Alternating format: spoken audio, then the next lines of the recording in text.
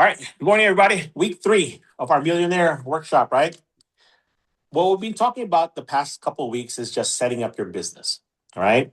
For instance, it's where you're going to be getting your business, right? And we've talked about many sources of business, right? I've told you guys the manner of how you should, start making your calls or contacts during the day, right? Start with the most motivated sellers, expires, and for sale by owners. I've shared with you guys that there are sources that we can get these phone numbers from, or you can do it on your own. All right. Um, Next week, I'll give you guys a company that I'm using where they'll give you a free 30-day. You get phone numbers, right? Some of you guys, if you want to target that, I'll share you the information that I have. Again, expires for sale by owners require a little bit more bravery for some of you guys, right? Just understand they're just like any regular seller, right? We make the calls, they'll give objections, right? Like you're the 100th realtor, or where you been, right? Or we're not hiring agents, right? Some of you guys understand what for sale by owners and expired listings are. If you don't, ask away later, okay? Second is your leads, right? These are people that says, yeah, I'm almost ready, I'm thinking about it, give me a call, right? So these are like the hot, I'll call hot leads, but all leads are hot. Basically these are ones that are close, right? Okay. The third group is your COIs, right? People people you've spoken to in the past. Could be old leads that said, hey, we were going to postpone, you know, our purchase. We want to know if we're going to still have a job in 6 months, right? So they were hot. Now they're just part of your regular leads, right? Meaning these are part of your COIs now, right? So leads to me are anyone that's going to be doing something in the next 30, 60, 90 days, right? These are the ones that you gotta pay attention to, right? These are the eggs that's ready to crack, so to speak, right? Okay, you gotta know that they're ready to fly the coop, so to speak, right? The COIs, these are 90 days and longer, right? These are people that says, yeah, call me next year, or yeah, keep in touch, right? So they have no specific plans. Now, some of those, when you're calling as they're receiving your monthly newsletter, right? They're gonna pop. Right? I got a call last night. Hey, I just saw this property. Can you check it out for me? And this is from a past client who has some rentals, but there was a property in Danville that they just, they got a notice from Redfin or Zillow. Okay. That's what they brought up. Okay. So they're on my Real Scout, but they have some sort of alert and they got something. And then she texted me last night, say, hey, Greg, check out this property. Okay. Now they're not in my radar, like, hey, I'm ready to buy, right? It's just a property they just call. And again, it's even though they're in these other services, they know who to call, right? They know who to trust. That's what you want to be, right? A trusted advisor, right? They can, window shop anywhere, right? But they know who to come home to, so to speak, if you're married, right? Okay. Yeah. Go window shop, But if you're thinking of buying, come call me. Right? That's what you want people to do, right? Think real estate, think Greg, right? That's what you want. Don't make a move in real estate unless you talk to me. Right? Even though let's say you even have you choose not to work with me, check with me anyways. Is what I tell people, right? They say, oh, my brother, I already have a realtor. Hey, that's okay. Hey, if you're thinking of doing something, check with me. I might give you a different perspective, a second opinion. Even though you already have a realtor, that's great. But just in case, maybe I'll give you a different spin on it, right? So that's some people do call me and they don't use me. That's okay, right? But most of the time, I've outlived or outworked that other agent, right? Unless there's a personal relationship that I can't deal with. Okay, all right. So your COIs, right? And then of course the fourth one is everybody else, right? Okay. Every day we need to be finding new people to add to your COIs to turn them into leads. Hopefully they don't expire or go for sale by owner, right? But sometimes you meet a for sale by owner today, or they decide to go for sale by owner. That's totally okay, right? But I feel I'm a better realtor than they are, so I just keep in touch. Hey, I'll show them what they need to do to sell a house, right? In this market, that's not going to happen, right? I don't know how many of you guys have seen for sale by owners where you do business. Are they able to sell it on their own? I don't know. Have you guys seen any for sale by owners in your area? Anybody? No, right? You don't Nope. really see them, right? You don't see them as much in our area. In the southeast, East Coast, you see a lot more. Okay. But here in the Bay Area, you don't really see it because they have other resources, right? There are those companies that input listings into the MLS only, right? You pay $500, they get a signed lockbox, sometimes even flyers, right? They get on the MLS, right? And then you'll see that you'll says you contact seller directly. How many of you guys have seen those? Okay, once in a while you'll see it's called MLS input. Because when it comes to service, right, you can either do MLS input only. That's what those companies are doing, right? It's charging a flat fee, kind of like so it's like a for sale by owner, right? And then of course, you know, you have to deal with them as if there's no other agent. Okay, so you'll see that sometimes on the MLS. Call seller directly. Okay, usually it's an 800 number for the listing agent. Okay, you'll see that. Next time I come across one, I'll show it on one of our meetings. Okay, so those are ones that we can go after. Okay, but because remember, if there is a agency relationship, right, we cannot get involved, right? So if someone has an exclusive BRBC, right, an exclusive listing agreement, right, we cannot solicit that business. Are we clear? Right? If they have a non-exclusive BRBC, they have a PSRA, that's open for business. Okay, right? If they don't have a listing agreement, an exclusive listing agreement, you can go after those, right? So if let's say Emma has her own realtor, right? And I happen to door knock her house, or I met her at an open house, and she doesn't have a BRBC or an exclusive listing, she's open game, right? Meaning I can, solicit that business, meaning go after it, right? Or at least show her that, hey, why clients have worked with me, right? It's going to be her choice to see if that makes sense for her, okay? Right? So, that's the four levels of business that you need to go after, okay? The hottest sellers, buyer, expires for sale by owners, right? Or withdrawals, cancels, right? Leads, COIs, and of course, everybody else, right? General prospecting, right? And then we move them up the ladder. Now, as I said before, you got to have a good CRM, a good database to put all this information in, and then have a system to where you have a monthly mailer, monthly email, quarterly calls, right? That you're reaching out to people, right? So go back to the 32 touch point system that Intero, we put together for you guys, right?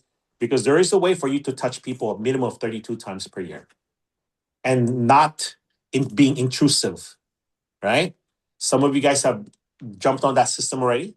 You have your newsletter, you have your email, you're doing quarterly calls, right? So this weekend, right, I shared with some of you guys a text, right? Some of you guys are in this group text that we have.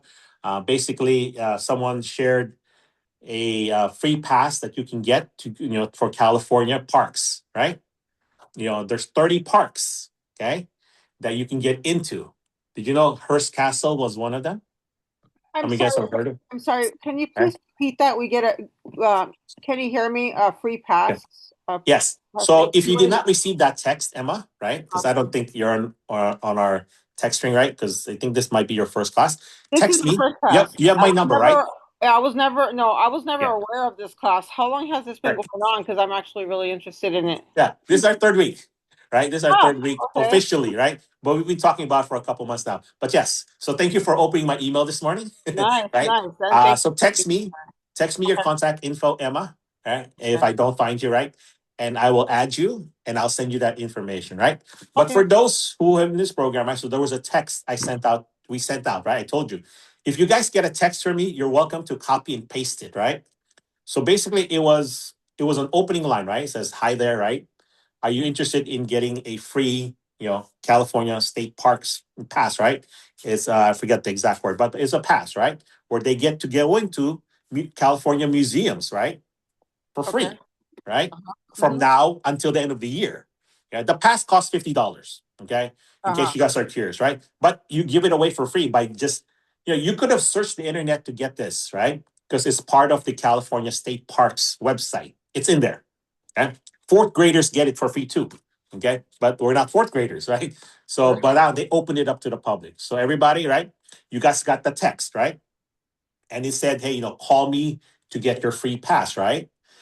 Now, I sent it to probably, my first like 2 hours, like over 200 people. I got over 25, requests because you want engagement. Remember in the text, Yes. in the first text, right?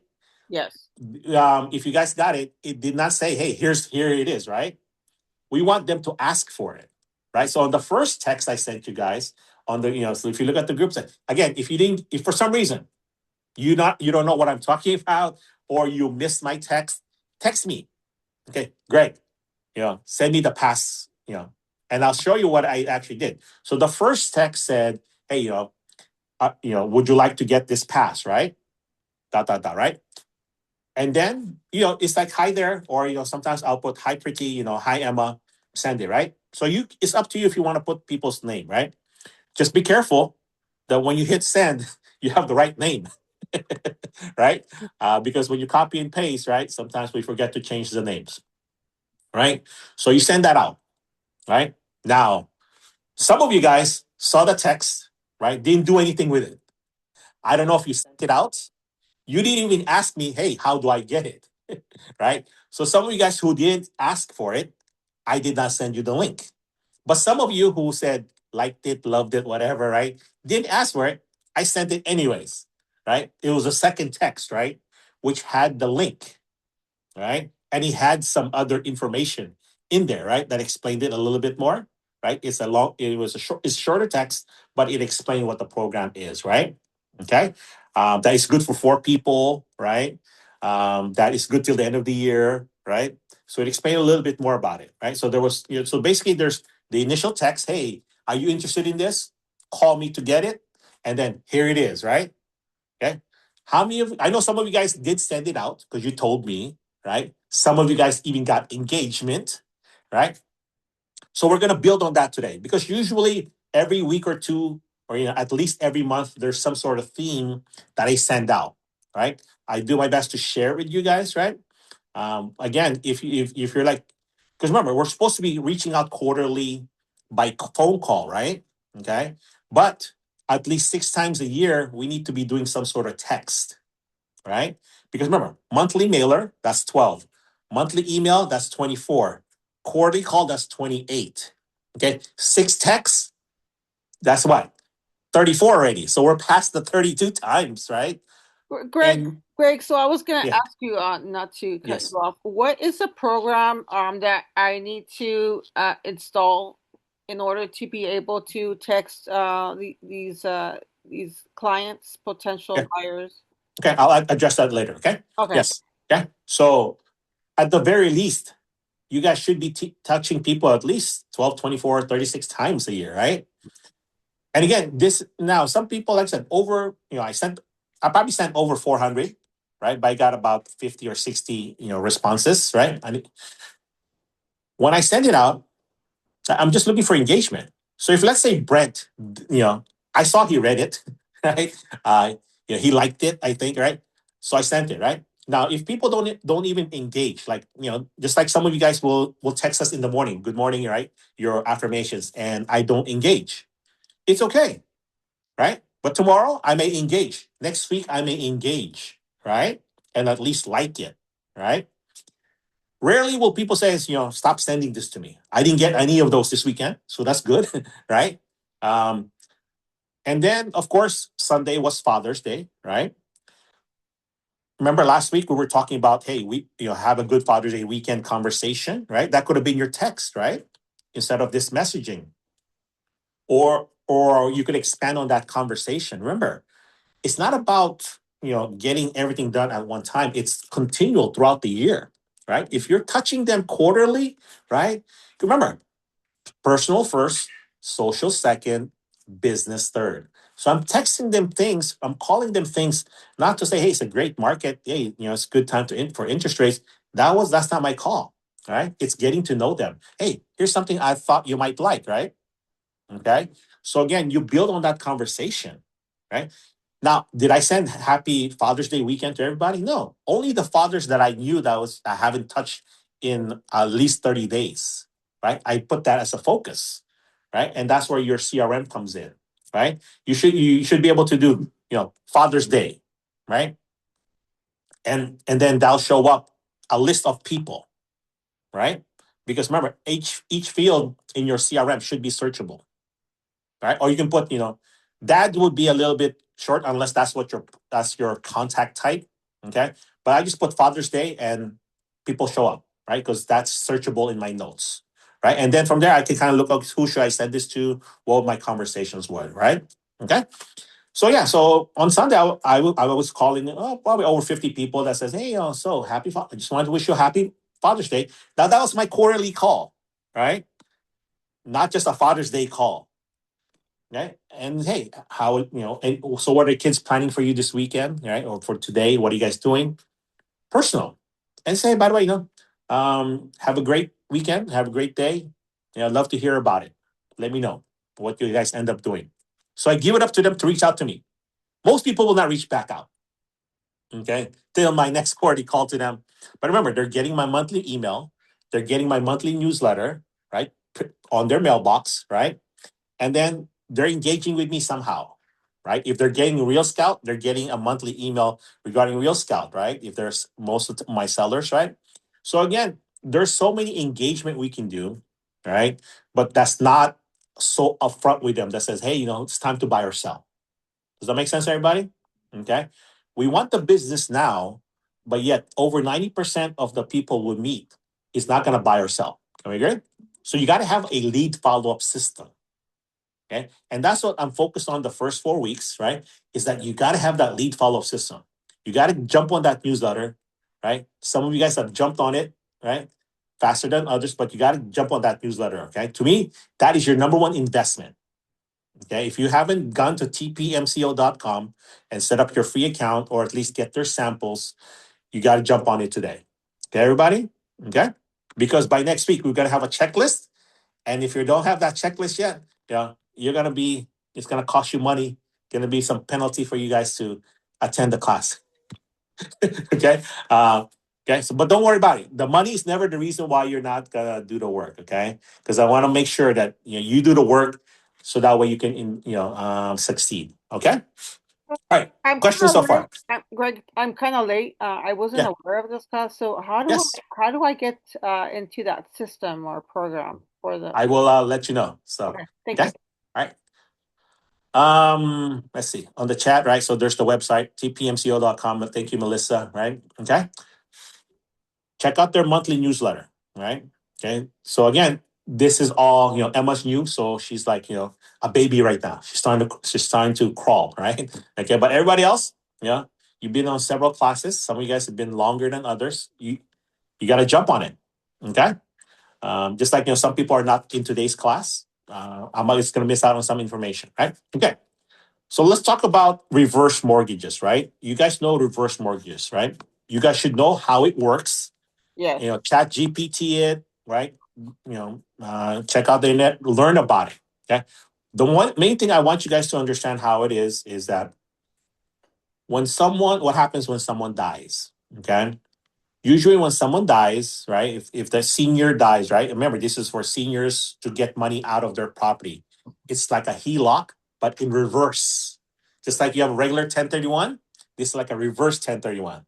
So reverse mortgage, you get your money up front or you get money out every month, like a drawing, right? And then you pay no interest. I mean, as far as monthly, it's compounding, right? So let's say you take money out 500,000 now. When you die, this is going to be interest on there added on. Okay, it's kind of like a deferred interest. Okay, is how it works, right? So if you don't know how reverse mortgages work, look it up today and put reverse mortgages as part of your training. Remember, okay. Um, what type of knowledge do you need to develop? Okay, so if you've never done a reverse mortgage, never heard about it, you need to check into it. Okay, so whenever I say something in class, you need to check into it or come back to me after class and we can have a one-on-one. Okay, because you guys are on different knowledge level, experience level. Okay. I have a friend So, whose mother is on a reverse mortgage, yeah, and yeah, so I try to explain to him he's probably yeah, not going to get anything once she passes, but yeah. yeah. Okay, It thank you. depends, right? Some Yeah. people, they use up all their money, right? Hmm. Some people, are waiting for that inheritance. not Yeah. knowing that the senior took money out, right? Right. So again, that's where, as I told you guys before, we told our kids, don't expect any money from us when we die. We will teach you how to make money, right? So Yeah. that we teach them that, right? But Right. again, for some seniors, that's how they get money after retirement, right? So make sure you know how to work that works. But the main thing is when someone dies, because you might get some, let's say, one of the kids, hey, my my parents just died, my aunt just died, what do I do, right? Usually after a person dies, if the bank finds out that the person has died, okay, and it depends if it's a husband and wife or just a single person, okay? Usually when the owners die, they will want their money within 6 months. Okay. Otherwise, they will start the foreclosure process. Remember, the foreclosure process it's what banks do to try and collect debt. Okay. They're not gonna try to repossess the house because they don't want the house, they want their money. Okay. So part of researching reverse mortgages, find out, what happens when someone dies. Okay. So ChatGPT is great at that. YouTube, TV. I mean, not YouTube. YouTube has a lot of training videos on reverse mortgages. Okay, like I said, the internet has a lot of information. Oh, I want you guys to get that information and just check back with me. Okay, and I was going to ask you a quick question, mhm, Greg. I'm not sure if you know the answer to this, but I have a like I mentioned earlier, I have a friend whose mom has a reverse mortgage. So yeah, let's say, for example, there may be some equity left in the home, but if they want to sell the home before she passes, can they still do that or not? yes, you can sell Oh, it at any time. Okay, you don't okay. have to wait till someone dies. Okay, So the once they reverse sell it, mortgage they is can. meant for people to get money, their equity out. Okay, Right, without having making payments. Now the senior can make monthly payments. She can pay the interest so it doesn't compound. Okay. Again, know how it works. Okay. It's a but how way do you for sell a seniors to but how get do you money out sell without qualifying. right? Yes. How do you sell a home that all this interest and It's the principal same. compounded? Okay. Okay, It's the same. People have a mortgage. This is just a reverse mortgage. Okay. The okay, difference is in a regular mortgage, you're paying monthly payments, paying interest, right, right? So right, your balance does not go up, it goes down. It's called amortization. right, Okay. A senior, it's in reverse. Okay. You get your money, you don't pay any payments, so your interest is added on, right. right? So it's a reverse Yeah, it's amortization. added on to Some the equity. Yes, Yes. Okay. So now your equity is getting eaten up, but that's okay. Some seniors they need money. And in order for you to get a regular mortgage, you have to qualify, right? And what those seniors have, they don't have income. So they can't qualify for a regular mortgage. So the government created this reverse mortgage. right, Okay. So right, people that are what we call house rich or equity rich, but cash poor, right? Some of right. you guys may feel like, oh, I want to pay off my house as soon as possible.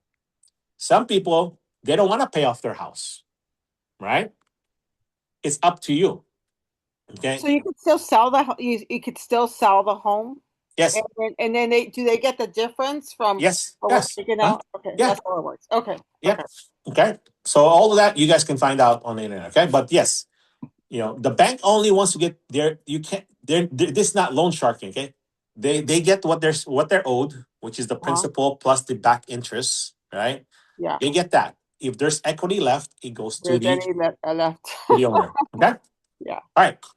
Yeah. So my suggestion is for you guys to talk to your loan officer who does reverse mortgages and get educated. We have classes on the academy for that, right? We have classes in our different offices that we had that. But your job is to talk to your loan officer. Hey, tell me about VA loans. Tell me about FHA loans, reverse mortgages, first time buyer programs, investor loans. Okay. There are different types of loans out there. Okay. What if someone doesn't have a job? Can they get a loan? Yes. Okay. It might cost higher interest. There's have to be some cross collateralization. Okay. Different things. Okay. Like I've told you guys before, Elon Musk doesn't get paid cash. He gets paid what? In stock options. Because he's paid in stock options, he doesn't receive money, so he's not taxed. Right? So how does he get money? He borrows against those stock options. Well, how's that work? that's a different story. Okay. So again, there are ways to borrow money. It's just what it costs, right? Okay. All right. So let's move on now. So I sent you that text, right? Some of you guys said, "Hey, I just sent it out, right?" And you guys got results. Yeah. Okay. So tell us about the results. Let's go with here in like Twinkle. You sent it out, right? How many do you think you sent it out to? Rough number. 70 people you sent it out to? Yeah. How many engagement did you get? I got more engagement yesterday than when I sent it out. Yeah. So I think it took people some time. And I'm targeting my high school friends. Like that's like one campaign that I'm running. Yeah. So I don't have everyone's phone numbers. Yes. I message them on Instagram. Hmm. So by the time they open, check. Yeah. So I got a lot of responses.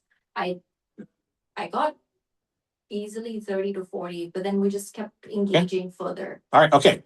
So half, about less than half engaged, right? That's normal. That's normal. Okay. Zoom world. How many of you guys sent out that text? Give me a number on how many texts you sent out and how many you got engagement. Anyone? Anyone? Hello? Zoom world. Melissa. I didn't send I sent Father's Day text and I picked Father's up Day a dormant client. Okay. Those Father's Day texts, how many Mhm. engagement did you get? Like you sent Oh out God. Father's? Yeah. Half? I would say virtually 90%. 90%, right? So Father's Day, they either liked it, loved it, something, right? Okay. Or they Yes. say, hey, happy Father's Day to you too, right? Something like that, right? Okay. Anybody else did anything with that, with the California parks or Father's Day text the I past week? did the Father's Day text as well, and I got about 50% response back. Okay. All right. Okay. All right. How come you guys didn't send out the California parks one? I'm sending it out this week. All right. Okay. Still send it out. Yeah, you can send it till the end of the year. Okay. So, yeah, July 6th, you can do it. Yeah. It expires July 6th, according to that, right? So you have until July 6th, right? Technically to sign up. Okay. I don't know if they'll extend it, but this is part of the Juneteenth promotion that they had, right? If you read up on it. So again, being timely, right? Because there are some of those things where they like that either they run out of time or there's only so many tickets available. Okay. So I don't know what those limits are. Right. So just remember that. Okay. My point is we will hear about these little things. Right. And, I got that from Marlene from Cross Country Mortgage when she sent that out. Right. And, I check it out, see if it's real because we do get those spam stuff. Right. So I checked it out, signed up, and I told the group, hey, I signed up, you guys should do the same thing. And then I converted it into a text, right, that you can send to people.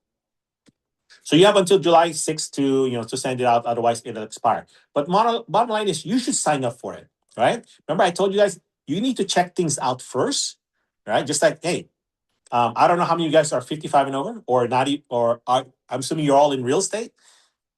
Talk to someone about reverse mortgage. Go to Chase Bank today or wherever you bank and say, hey, I'm interested on the reverse mortgage. Who can I talk to? That's another resource that you have now. Okay.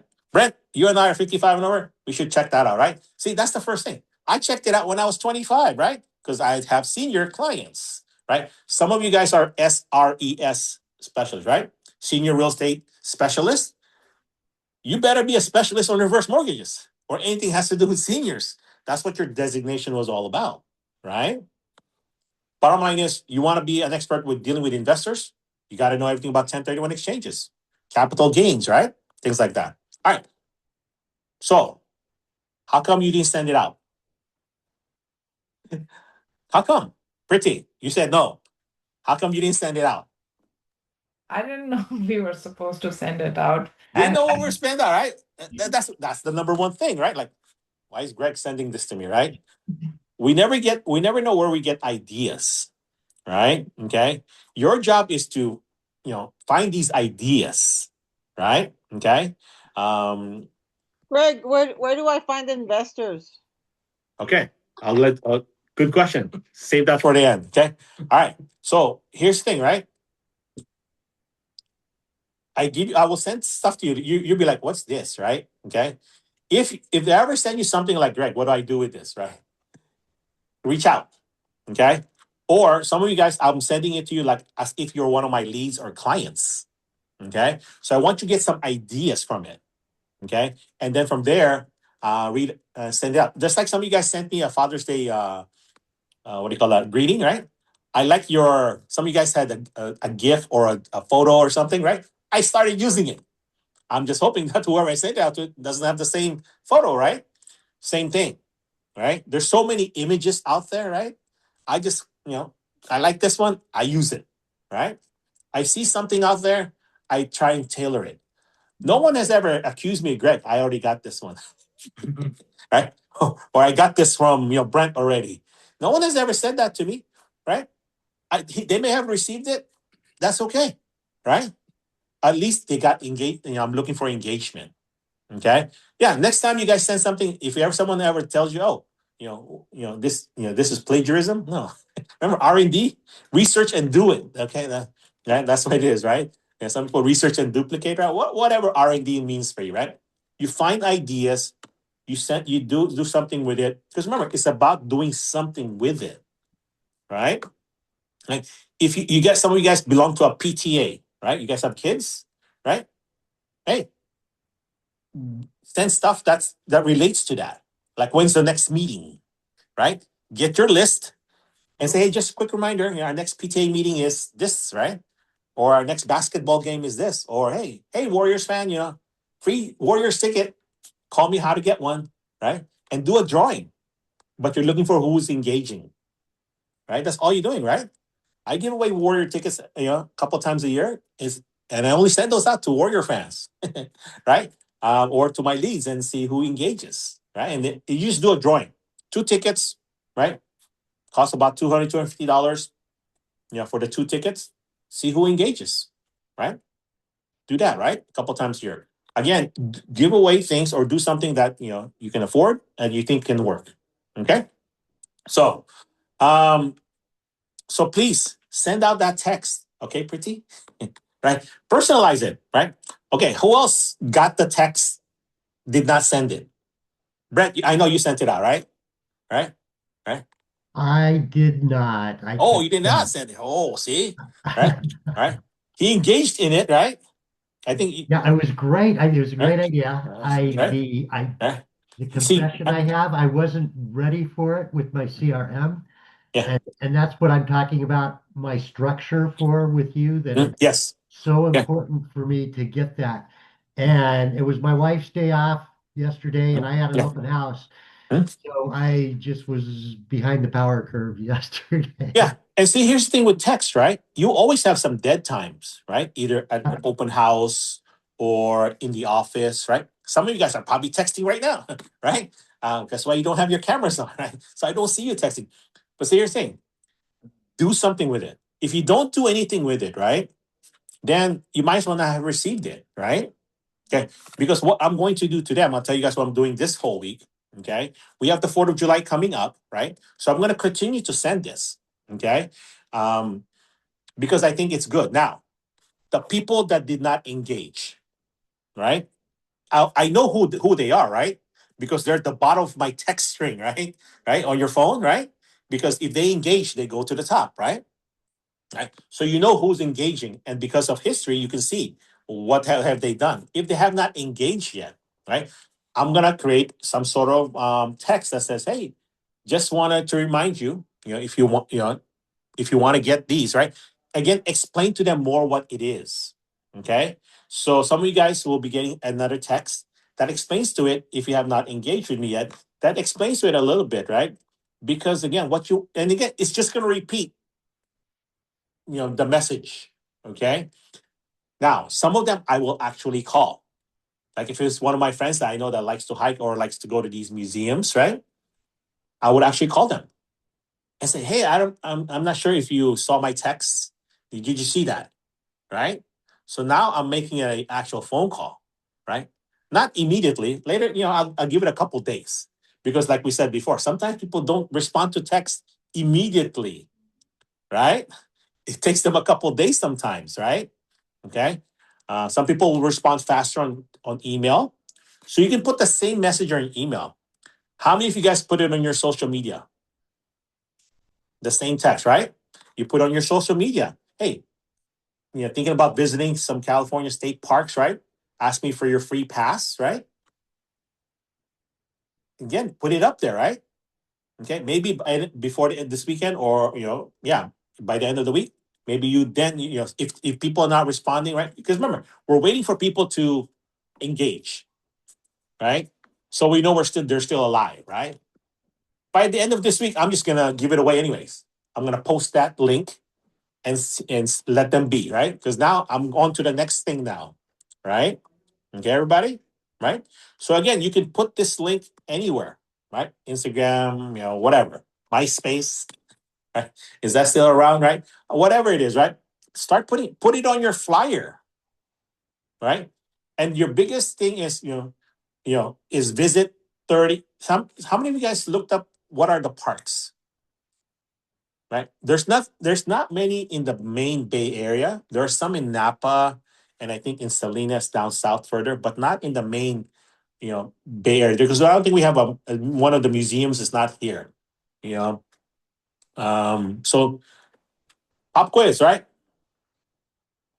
Maybe some of you guys will sign up today, right? And then tell me what's your top 3 museums or parks you're going to visit. Maybe now and then what I'll do is share that with people. Hey, here are the parks, right? So I want you guys to find the 30 parks. Okay. Question, Deborah, what do you mean? Question? You texted me. So Deborah, you have a question? I'm not sure. Okay. Anybody have any questions on the state parks? Sorry, no, I didn't have a question. I just responded to your email. I mean, to your text. Okay. All right. Okay. Okay. So you responded to my text finally. All Yeah, right. because I Okay. didn't All right. respond. Okay. Yeah. Okay. So when you're engaging with people, make sure you're clear, right? Okay, because that's better communication. Now, your clients may not be as clear in communication, but you have to be clear on your communication, right? So if you say, "How, Greg?" What are you talking about, right? So I want you guys to work on your communication. All right. Okay. Like, how do I get the pass? Right. Okay. So, or whatever your question, like Emma says, how do I find investors? Okay. Where do you find investors? Oh, open up to everybody. Where do you find investors? Everywhere. Everywhere. Thank you, Divya. Okay. Okay. Meetup groups you can, but where do you find them is everywhere, right? As you're talking with people, right? You ask them, hey, have you thought about investing in real estate? Now, do you have any rental properties? Okay. The number one place to find investors. Where? Besides everywhere, Divya. Where's the number one place? Where do you find real estate investors? I think that tax lien classes would be a good place. Yeah. Tax lien classes, but where are investors? Who are investors? People who want to purchase. Open No, houses. not homeowners. Open houses. Landlords. Landlords. That's true. Homeowners are not landlords, right? Typically, right? Unless they have rentals. But landlords, right? Okay. Where do you find landlords? Absentee owners. Absentee owners, right? People that have, absentee owners, right? They don't live in the house. So you call your title company, say, hey, I need to know all the investors or actually all the absentee owner properties, right? Okay. I'm Where sorry. else? Call where? Where do I call? Your title company. Okay. Oh, Call your title company, right? yeah. Okay. Where else? Besides, okay. Where is the easiest? Where can I get phone numbers of landlords? Title company. No, there's the easiest way. Huh? MIT. MIT. Not quite, Melissa. Where do I find landlords with phone numbers? Title company. No, not that company. MLS. Not Zillow. MLS. The rental listings. Rental listings. Thank you, Clementina. Sharp You're lady. welcome. How many of you guys have ever called for rents? Go to Zillow.com, rentals, right? Mm-hmm. Ring, ring. Hi, I'm calling about the house for rent. Is it still rented out or is it still available? My name is Greg. I'm a local realtor. When can I see the property? Why do I want to see the property? I may have someone who might be interested, correct?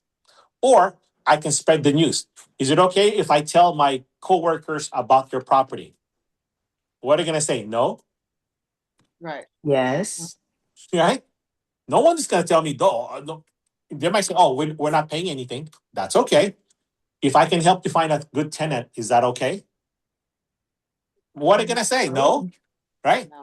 Yeah. So number one, now you know the inventory, right? Because how many of you guys get that text or that email at Intero? Does anybody know for 3 bedrooms that's for rent in Saratoga, Union City, whatever, right? Well, Right. guess what? If you have that, you can share it. Mm-hmm. So that's number one. So now, guess what? I have their phone number. I have the property address, their name, maybe even their email, right? Guess what? Now those are my future potential investors. Hey, Emma, do you look for other rental properties in the area? Do you have other rental properties? Oh, I have 5 others. Great. What type of rental property are you looking to purchase next? If I have a great deal, would you like to know about it? If I have a foreclosure property, would you like to know about it?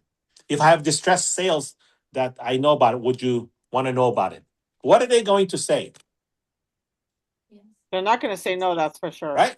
Yeah. So that's where you get them. Okay, everybody? So But that's my number one source. wouldn't they Now, go to like a property management place? no, the internet. Just go to Zillow, go to forrent.com. They're out there. Uh-huh. But start with the absentee owners from your title company rep. Okay, talk to your title company. If your title rep does not know how to target investors, go find somebody else. Let me know, and I'll connect you with someone that knows how to deal with them. Okay, so you guys should know how to do that, right? If you want to work with investors, if they say, now, would you ever ask them, hey, by the way, have you ever thought about doing a 1031 this property to something that has a higher cash flow? Oh, no, we don't want that, right? That's okay. Make Or them if a they want buyer. to sell it, or they may want to sell it. Yeah. Maybe sell Okay, it. everybody? Yeah. You can find people out there. Okay, you guys are out in different areas more than me. Talk to those people. You have neighbors. See, what you want to do is increase the number of people we're talking to and have a conversation with them. That's just investors. That's how I got half my investors. Just from that, right? And guess what? When the market shifts, you're gonna have other investors calling you now. Okay? So Right? how did you get your investors? Just talking to people. Right? Talk to anybody? Okay. Right? What about people who like to do like fixer uppers and Same thing. Same group of people. yeah, Right? okay, that's what I Right? thought. Okay. They're all the same people, right? And as Divya said, they're everywhere. Bottom Yeah. line is, are we talking to enough people? The question is, do we know how to talk to them? So I wanted to suggest I just bought because I'm kind of like a shy person Sure. and I'm not, so I bought this book. It says How to Talk to Anyone and 92 Little Tricks for Big Success in Relationships. Okay. All right. How to talk to anyone. Right. So look By, that up, right? by Leo Lounders. I'll go ahead and write it in the Okay, chat. great. Put it on the chat, please. Yeah. So read up on that, right? There's a lot of things out there. Bottom line is, can you ask them, hi, how are you? You know, my name's Greg. I'm a local realtor. Do you have any real estate questions? Right? It's very simple to talk to people, right? Right? Is it? Is it simple? No, Yes, right? not for some people like me. No. It is simple. It is simple because all you got to do is, hi, my name's Emma. I work for Intero Real Estate. I'm a realtor. Is there any real estate questions I can answer for you? If you just ask that, people will probably say no, right? Thanks, right? Yeah. Just start with that. As you become more skillful, it's like, okay, great. Hey, thanks for thinking about it, right? By the way, what? By the way, what? Anybody? What do you talk about? What is your fair trade? What is your offer of service, right? By the way, do you ever visit California state parks? Would you like to have a free pass? Right? I mean, come on. Why not, right? Who doesn't like to go to museums, right? Or state parks, So right? who's paying for these parks? Who's paying for it? I have no idea. You. Doesn't matter. Free. Right? Free for knowing us, right? Because how many of you guys have is that, hey, who's paying for it, right? Doesn't matter. Not them, right? Not us specifically, right? But if we do, right? But bottom line is, yeah, these are good questions, right? Because some people will question you, right? About certain things. You just have to be prepared for it. So someone may ask Emma, "Hey Emma, who's paying for this?" Right? But bottom line is, we're paying for it because it's the state parks are funded by tax dollars, right? But again, we're just sharing the information because they could have found this information on the internet themselves, right? Okay, but it was shared to us in our group text, and now I'm sharing it with everybody else, right? Okay. Let's see. And again, you can do that with any information. Okay, like even a blood drive. How many guys ever done a blood drive? Right? We've done that, right? There's a lot of different little things that's happening in your area where you do business at that you can share with people. All right. Okay. When voting was happening, right? Remember, one of our texts was, "Hey, remember to vote on Tuesday." Right? Not vote a certain way, but just remind them to vote. Hey, have you voted already? Make sure you vote by Tuesday, right? Okay. Again, we do some, what we call PSA, right? You guys know what PSA is, right? PSA? Yep. Public What is service it, Blaze? announcement. Public What is service it? announcement. Public service announcement. Thank you, Blaze. You're Right? welcome. Yeah, we're doing public service announcements, right? Right? Again, there's certain things. Sometimes they say, remember to watch the president's, public address or whatever he's doing, right? Different things. Now you're not sending to everybody, just certain groups, certain contacts, right? Okay. So that's where your CRM comes in. All right. So now I noticed some of you guys are not turning in your 100-day point system. Remember that one? Everybody? Okay. So, question: how come you're not turning it in? Tell me. I have a question, Greg. Okay. I thought we were supposed to turn it in to you or to Nasha. Are we supposed to turn it in Yeah. both of you? Yes. Group Oh, send text it it to to both. us. Right? Okay. Yeah. Okay. Group. I want to see it. Right. Okay. I told you send it to your manager also. Right. So you guys can see the 100-point system. Right.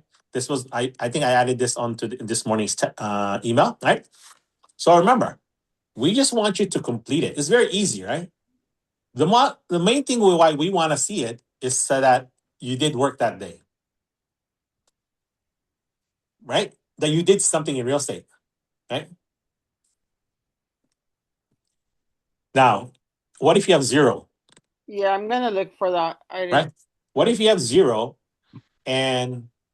but you work that day?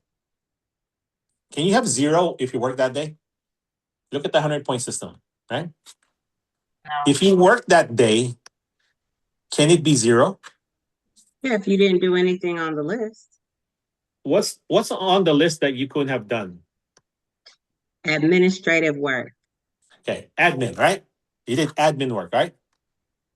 Is admin anywhere in here? What kind of admin, Melissa? Creating flyers. Okay. Rebranding yourself. Okay. Okay. All right. So you made flyer, right? Mm-hmm. Right? You made a flyer. All day? Took you all day? No. Okay. All right. All right. So if you work today, anybody, could you have done anything that got you points? Yeah. Like what? Do you call a person every day? Like a lead, your mom, where you talk some real estate, right? Some personal, some social. Yeah. Do you call your friends? Do you call your COIs? Yep. Mm-hmm. Right? So every day you should get at least a point, right? Yeah? Yeah. Or look at this branding marketing, Melissa, right? You either got a 5-star review, social media post, like, hey, your free pass, right? That's 5 points already, right? How about social media video? Some of you guys, I don't do social media. Okay, fine, right? Do you attend any networking event? Like a PTA meeting or something, right? Or look at this, life at the bottom right. Did you do any of this life stuff? We talked about this last week, right? Exercise, minimum 30 minutes at a time. You read something, right? Emma, mentioned a book today, right? Did you do any volunteer work? Why? Do you guys do volunteer work? I'm going to be Not adding every that. day, but at least somewhere, right? Like school, church, whatever, right? I go Yeah. for a walk 1 hour a day, That's your exercise, right? 5 days a week Yeah. minimum. And then I put the book on the chat if anyone's Okay. interested. Right. Thank you. Right. So she walks an hour a day. That's how many points? 20. Nope. It's 10. Unless Now she she did two unless 30-minute she walks. walks in the Yes. morning, yeah. Yeah, right. Remember, it's per event, right? If Emma walked 30 minutes plus in the morning and then 30 minutes plus after dinner, she gets 20 points. Does that make sense? Right? So this should be pretty easy. Okay, reviewing hot sheets. That means looking at the MLS. Every day you should be looking at active, pending, and solds in your main market. Okay.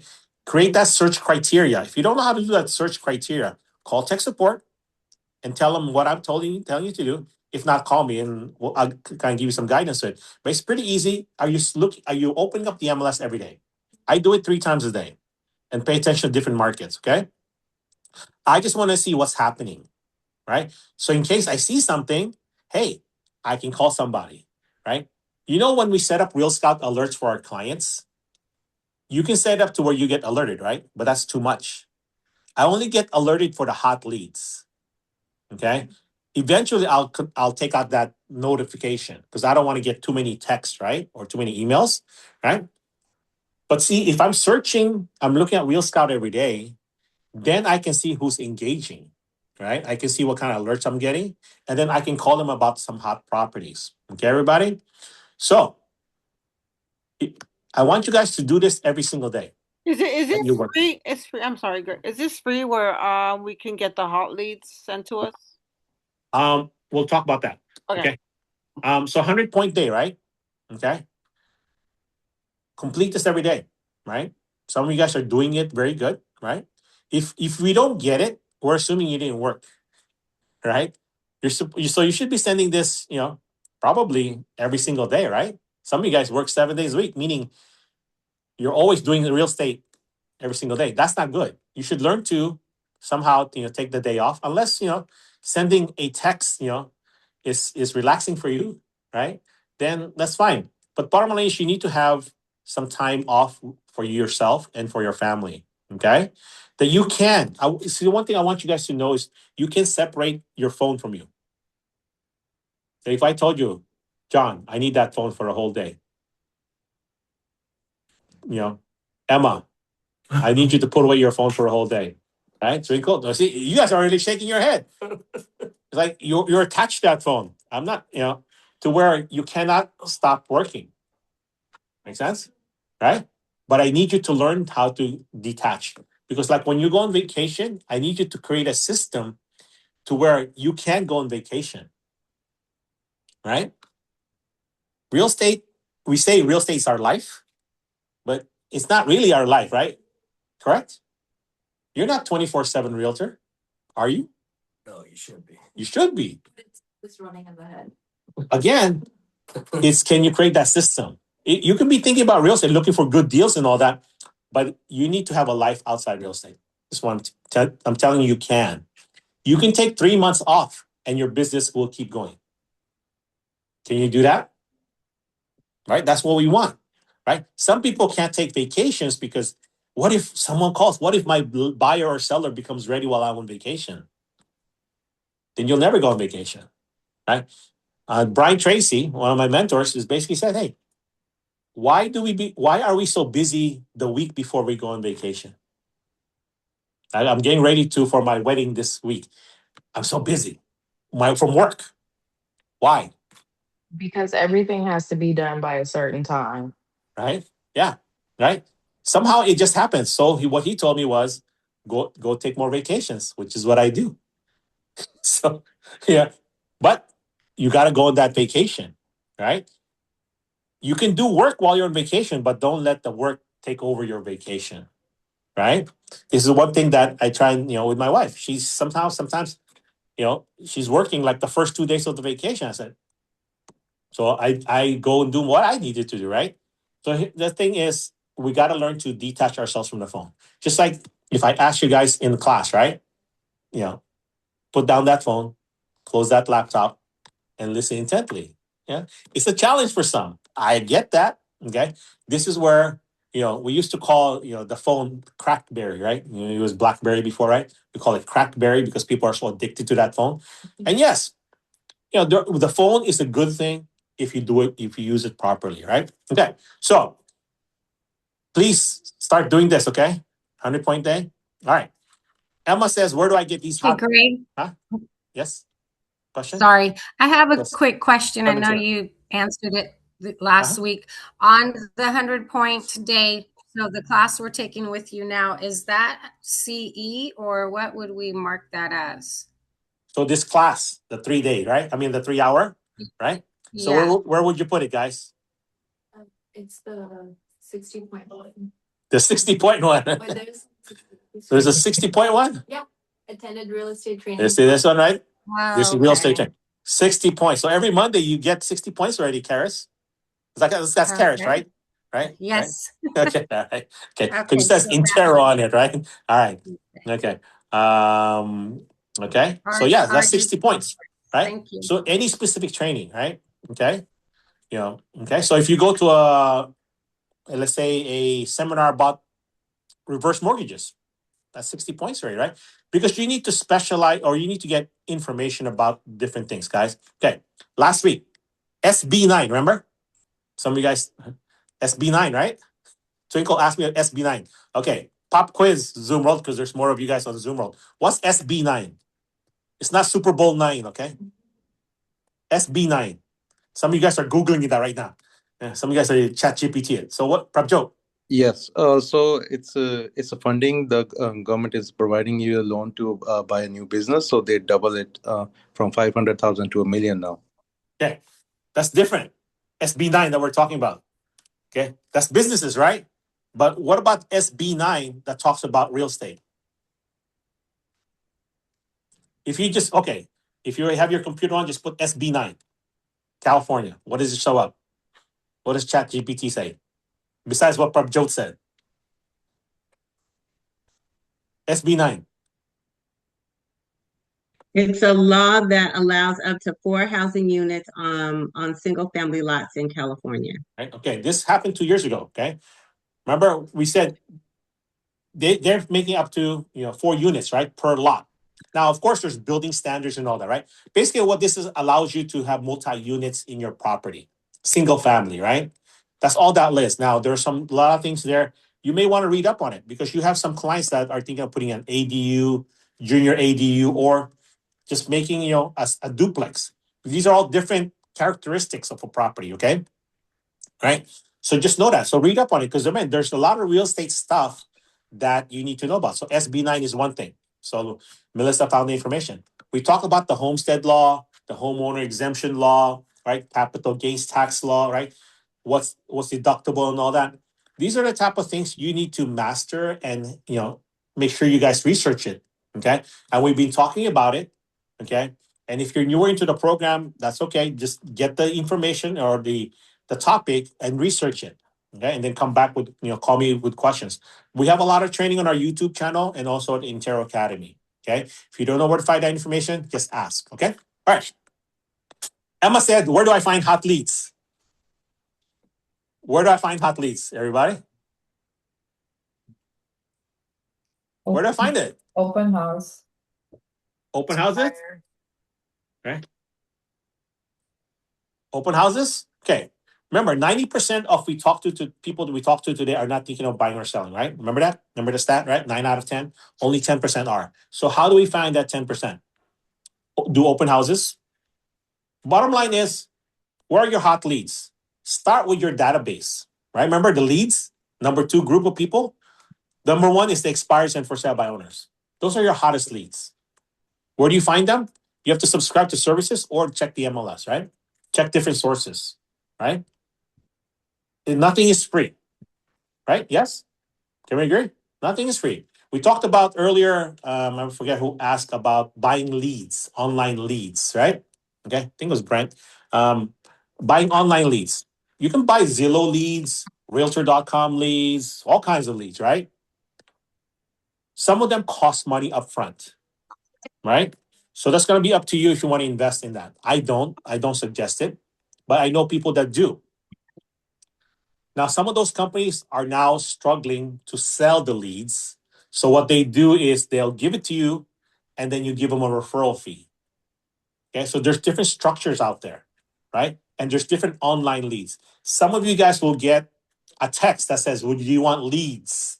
Right? Okay, or I have an owner. Do you want them to give me a 10% referral fee? Be careful. Some of them are spam, right? Some of them are legit. You just have to go through that. I typically just mark it as spam because I don't want to be buying leads. I want to find my own, right? And we talked about where to find them. They're everywhere. Yes. Here's the truth though. More of the deals that I've done and that you will do is from your lead follow-up. It would be rare that you will meet someone today and they're ready to buy or sell. Can we agree? Most of the time, there's lead follow-up that needs to happen. There's some nurturing that needs to happen. It is rare that I meet you today, you're ready to, I get you into contract in 30 to 60 days. That's rare. Less than 5% of the time. It does happen though, if you have a nurturing system. But if I just met you today, if I'm, the first time I met Emma today, is she going to be buying or selling with me today? No, not necessarily. But if she says, if I ask her enough questions and I find out she just got married and, she needs to buy, then yeah. But most of the time, people that we meet, guys, are not ready to buy or sell. So we need to have that CRM system, that nurturing system, that lead follow-up system. Okay. So we've been talking about that before. Okay. So questions, comments about prospecting challenges. Any prospecting challenge? Okay. Yeah, I have prospecting challenges. All right. Okay. What is the challenge, Emma? Usually when I'm prospecting, they say they're already working with somebody. Perfect. Who are you working with, Emma? I'm working with a realtor that I've been working with for a long time, and I think I'm just gonna go with them. Okay, perfect. Have a great day. What can you do, right? I can just end it there, right? Now, or I would say, okay, well, I'm glad that Gino Blafari from Intero. I appreciate that. He's one of the most experienced agents in the area. But just in case you can't reach Gino, keep my number and give me a call. That's all I can do, right? Now, if you are in my main market area, Emma, I would start you with in my newsletter system, or or I will just keep your phone number, maybe call you back in a year, okay, and see how's it going, okay. I rarely delete phone numbers from my phone, right? I will have notes about it though, okay. My phone is one of my CRMs, because one day you will call me and I'm like, oh, this person called me a couple times about my listings. I know, right? Because I write down Emma has realtor Gino, right? Yeah. So that way, because remember, I'm not spending money on her because her realtor is, I know the realtor, right? But if I think that realtor is going to retire soon, or it's not very active, I may start to nurture Emma by sending her to my newsletter, things like that, right? Giving her a quarterly call, quarterly text maybe, or sending her like, this free pass or something, right? Okay. Yeah. Like right now, how many of you guys watch the movies? The movies are coming back. Anybody go to the theater recently? Right? Okay. Yeah, movies are my thing. Yeah, I like Yeah. Okay. So for instance, I belong to Cinemark, right? I pay Cinemark, a fee to belong to their movie pass, right? So now whenever my clients know about, if I know they're going to Cinemark, because that's the biggest one in our area, with my QR code, they save 20% on the concessions. Who doesn't want 20% off the concessions? Oh wow. I didn't know you could do that. I didn't know that you could give it. You guys, how many of you guys have a Cinemark? I don't have AMC, so have a Cinemark theater around you. Anybody? Okay, so I have the Cinemark. Are you saying that you're allowing people to use your Cinemark QR code to get the 20%. concessions? Yeah, to 20%. Okay, that's a good idea. Now, Are you allowed to do that? Are you allowed to do that? it's only for, I said, scan this, you get 20% off. That's it. No one has hacked my account yet that I know. Okay, so pay attention to it. Okay, but yeah, when you're sharing information, guys, make sure your information is not hacked. Okay, so yeah, so I send them. The QR codes. Hey, if you ever go to the movies, use this QR code, save 20% off the concessions. Who pays for that? I have the account, but they save 20%. Why wouldn't they do it? One of my clients just used it this weekend, right? Because people buy popcorn, drinks, chips, and all that stuff, right? It's like $50, $100 sometimes. 20%. That's a $20 savings, right? Why not? Does that make sense, everybody? Question for you, yeah. So they don't have to show the card; they could just do the QR code. That's QR it. code, yeah. I snapshot the QR code. I said, have them scan this when you pay. Okay, if you guys want to try it out, send you my QR code. Can you send us your QR code? Okay, next time you're at the Cinemark, right? We know what's movies, right? And then sometimes I'll do movie ticket giveaways. Oh, the month, right? Okay. Right? You go to Costco, right? You get 20% off, right? The tickets. You get $50 gift certificate for $40. You guys know that, right? Costco's gift certificates are 20% off sometimes. Sometimes it's 30% off. Okay. Check out the gift certificates at Costco. You get 20% discount automatically. Okay. Some of you guys are not Costco members. Let me know. I'll get you. Right. So again, yeah, all the hookups it seems. Right. It's those things, right? So thank you for joining us, Emma. Hopefully, see you again. But again, it's that, right? It's you have those little things, guys. Okay. How many of you guys have shared the Home Depot 20% discount on paint yet? Are you thinking of doing any painting this week, this summer? Ask me how to get 20% discount from Home Depot on your paint. You guys send that out yet? You must have missed that class. Right? That's coming up. Okay. In July, there's gonna be one of my texts. Hey, thinking of painting this summer? Ask me how to get 20% off your paint at Home Depot. And all I do is to give them a phone number, right? When checking out, put in this phone number. That's it, right? Simple, right? There are things like that you can do. Guys, some of you guys have hookups somewhere. Share. Sharing is caring, remember? Right? So guys, have something of value, right? So going back to prospecting, because that's what our main, if you're not prospecting, guys, if you're not talking to people, then it doesn't matter what we have. Can we agree? Right? So we need to get over that fear. What does fear stand for? It's an acronym. Really? Yeah. False Fear. evidence appearing real. It's called fake evidence appearing real. Okay. So fake evidence appearing real. What is fear, right? Fear can mean anything, right? You can chat GPT fear. But fear is fake evidence appearing real. So you guys think it's scary to prospect. So you have a fear? Yeah? What is your fear of prospecting? What is your fear of talking to strangers? What is your fear of calling your mom and dad and asking for a referral? What is your fear of asking your brother and sister for referrals? What is your fear? I need to know. We need to know. So, because if Pretty is not calling enough people, there's a fear. Can we agree? If Deborah is not calling enough people, and again, what is enough? Enough to get business.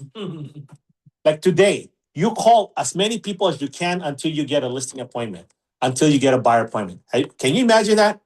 If you spent all day long looking for buyer or seller appointments, how much business can you get? Right? Right? Where do you get your scripts from, Greg? Oh, check my email. It's on there. If you have an internal email, look for my email. It's there. If you still don't, if you can't find it, Emma, text me and I'll resend it to you. Right? Okay, thank you so much. Again, as I said, if you email me, make sure you text me, okay? Okay. Because I get too many emails. All right. And if for some reason I don't respond, like I think Brent is gone, but if I don't respond to you guys, what do? Text you. Reach out again. Okay? Right? If you want something, you gotta keep asking. Ask and you shall receive. Except Wednesday, right? Correct. Yeah. No, you can ask. You may not receive on Wednesday, right? Because Wednesday is my, I do my best to make that my day off, right? Right? and Sunday mornings, right? So again, just because I don't respond doesn't mean I didn't get the message. But in case I get the message, I sometimes forget or get busy. This goes with everybody, guys. Okay. So if you don't get something from somebody, if it's important enough for you, you need to go after it. Right? Yes, have the initiative to find the information, but sometimes you need to have the initiative to keep going and contacting them. Okay. Right? Until they say, stop calling. I don't need you. Right? Okay. Right? Okay. When that happens, guys, when someone gets to that point where they say, stop calling, stop sending this stuff to me, let me know. Okay. And we will analyze it and I'll help you see if it's really get rid of them or, there's something else you can offer them. Okay. Right. Because once you have someone's phone number, guys, that is the best thing you can have. Right. Then you'll have their name, address, and email eventually. Okay. If they see the value. Right. So what is the fear? How come you're not calling 50 people a day? That's where you need to be. How come you're not having 50 conversations a day? Are you running out of time? Tell me. Time. Let's talk about that. You don't have enough time to call people. What do you think? Zoom roll. Do you have enough time to call people? Okay. I'll just pick on, I know Blaze. Probably he's the one that talks to more people than I can tell from this group, right? Including up here live in Union City. But I don't know. I know he doesn't do it every day. So, Blaze, how come you don't talk to 50 people a day, 5 days a week, or anyone? Not just be honest. This is a safe place, right? Yeah. Why don't you talk to enough people every day? Anybody? Ali? Because why not? Some of you guys have too much money. I know. You don't need to work. You have a spouse. I think my issue is I'm kind of shy, and sometimes I don't know how to like carry on a conversation, and so I think that's why I got this book, because I figured maybe I learn how to be more social and Yeah, it takes time. I didn't like talking to people. I still don't, right? But hey, they have $100 of my money, right? Remember that? Yeah. Emma? Yeah. You see somebody, she's got $100 of my money, and I want it. Or more. So practice on, hi, how are you? How's your day going? Start with that. Remember, smile, pay a compliment, right? Mm-hmm. Girls, ladies, that's easy for you, right? Pay a compliment, right? Yes. Hey, nice glasses, pretty, right? Hey, where'd you get that, right? Are those fake or real, right?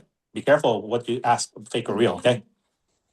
Some of you guys got the joke, but okay. All right, so you ask them, right? Because some people have fake glasses, okay? I have some friends like that, right? Okay, you can make a joke if you want, right? But bottom line is smile, pay compliment, seem approachable, right? It's green if it were color. Right? Okay. Yes. So if So you you don't know what to say, guys, if at any point you don't know what to say to anyone, reach out to me. I'll give you some ideas. But bottom line, some of you guys have gone to enough of the training. Engaging people should be easy by now. The only reason that you're not doing it is because there's a fear. And I want to help you get over that fear, right?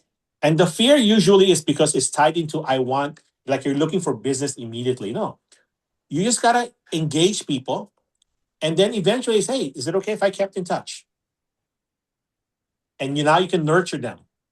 Okay. Because if I meet Emma today, now she's going to get some marketing now, right?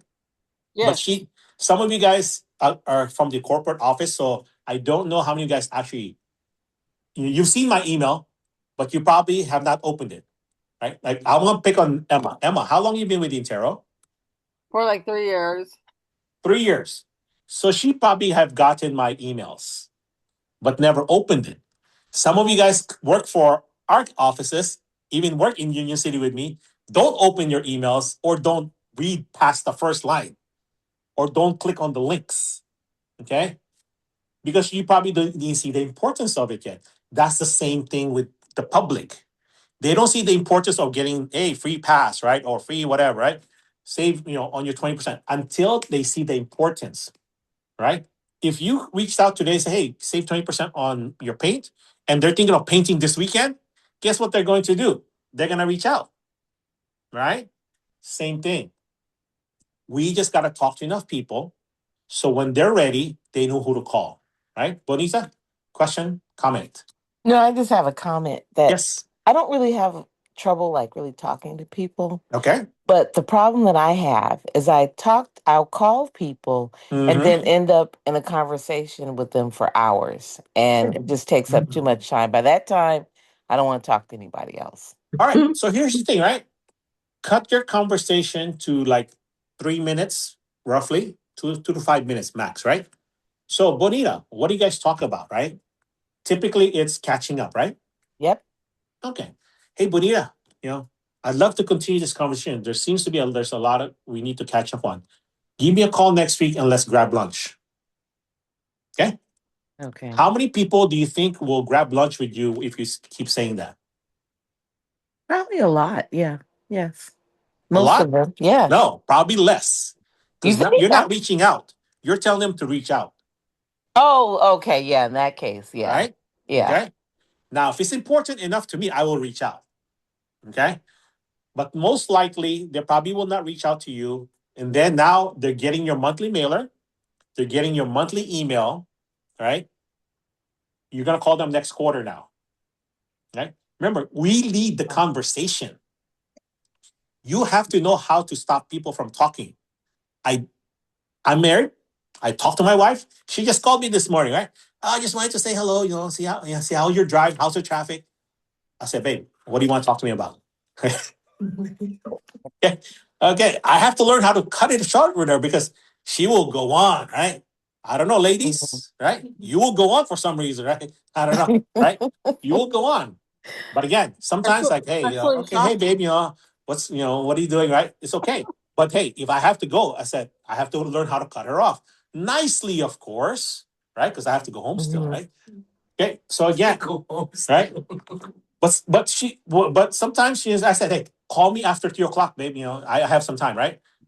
At 3 o'clock, no call, right? I'm okay, right? See, if you give the people to do something, most of them will not do it. Everybody?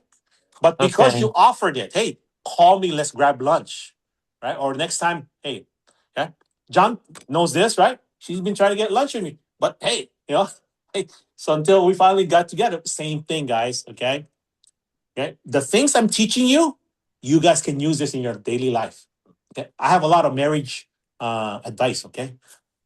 And single people advice too. Okay. So just remember, you can sell this. You can do this stuff. Okay. All right. So just remember, all these things, guys, communication is very important. If you're married, communication is very important, right? You're single, communication is really important, right? Right? Okay, remember, single people, you get rejected all the time, right? Because you're still single, right? Right? You're still single, right? If you're married, you get rejected even more, right? Especially if you have kids, right? You call your kids, hey, want to go to movies? No, I'm busy. Yeah, I have to hang out with my friends. Same thing, guys. We do what we do, right? We talk to people because we want to see how we can help them. And they have, remember, 100 no's, right? They have $100 of my money and I want it, right? That's how we're thinking to trick our mind. Bottom line is, I need you guys to talk to more people. Can we agree? Okay. You want more money? Talk to more people. You want more deals? Talk to more people. Talking to more people solves all our problems. Can we agree? Yes, we have to learn how to talk better, communicate better. We talk about scripts, role playing, and all that. That's all will come, but you have to spend that time now. Okay. Like for instance, how well do you know the BRBC? How well do you know the listing agreement? How well do you know the RPA? You have to master that already. So as a new agent, even Emma, 3 years with Intero, you have to know those 3 forms. Don't wait until you have to write offers or contracts to know those contracts. You have to know inspections, disclosures. That's part of your day, right? Skill building, market research, prospecting. Those are the 3 things we need to do minimum 5 hours a day. And if you're really full-time and you want to speed this up, you need to do that 8-10 hours a day. Those 3 things. Because what else are you doing every day? The reason we don't have, and I include myself in there, the reason why we don't have enough business is because we don't talk to enough people. What 3 things are there again? Sorry, you think prospecting, what did you say? 3 things? Skill building. Oh, skill. Okay. Right. So for you, reading that book may be the case, but read, any skills. What skills do you need to develop? Knowledge about, reverse mortgages, 1031, right? Yeah. And then market research, looking at the MLS. How many of you guys, last week we went on broker tour, some of you, right? Deborah and Blaze with me, right? We saw properties, right? You got to be seeing 25 houses a week physically. Yeah. Why? You need to learn how to drive around different neighborhoods. You need to know different floor plans. And here's the thing. We need to know the properties because remember, Blaze, Deborah, did you guys go get the contractor information for that homeowner who did that work? Especially Blaze, right? I don't know if you can talk. Deborah, remember? Right? Blaze said he was going to do it, right? Let's see. When is he going to get that information? Hopefully Blaze is listening. But when he's going to get that contract information? If not, Deborah, next time you're in that part of Newark, you need to get that information, right? Okay? Because we need to be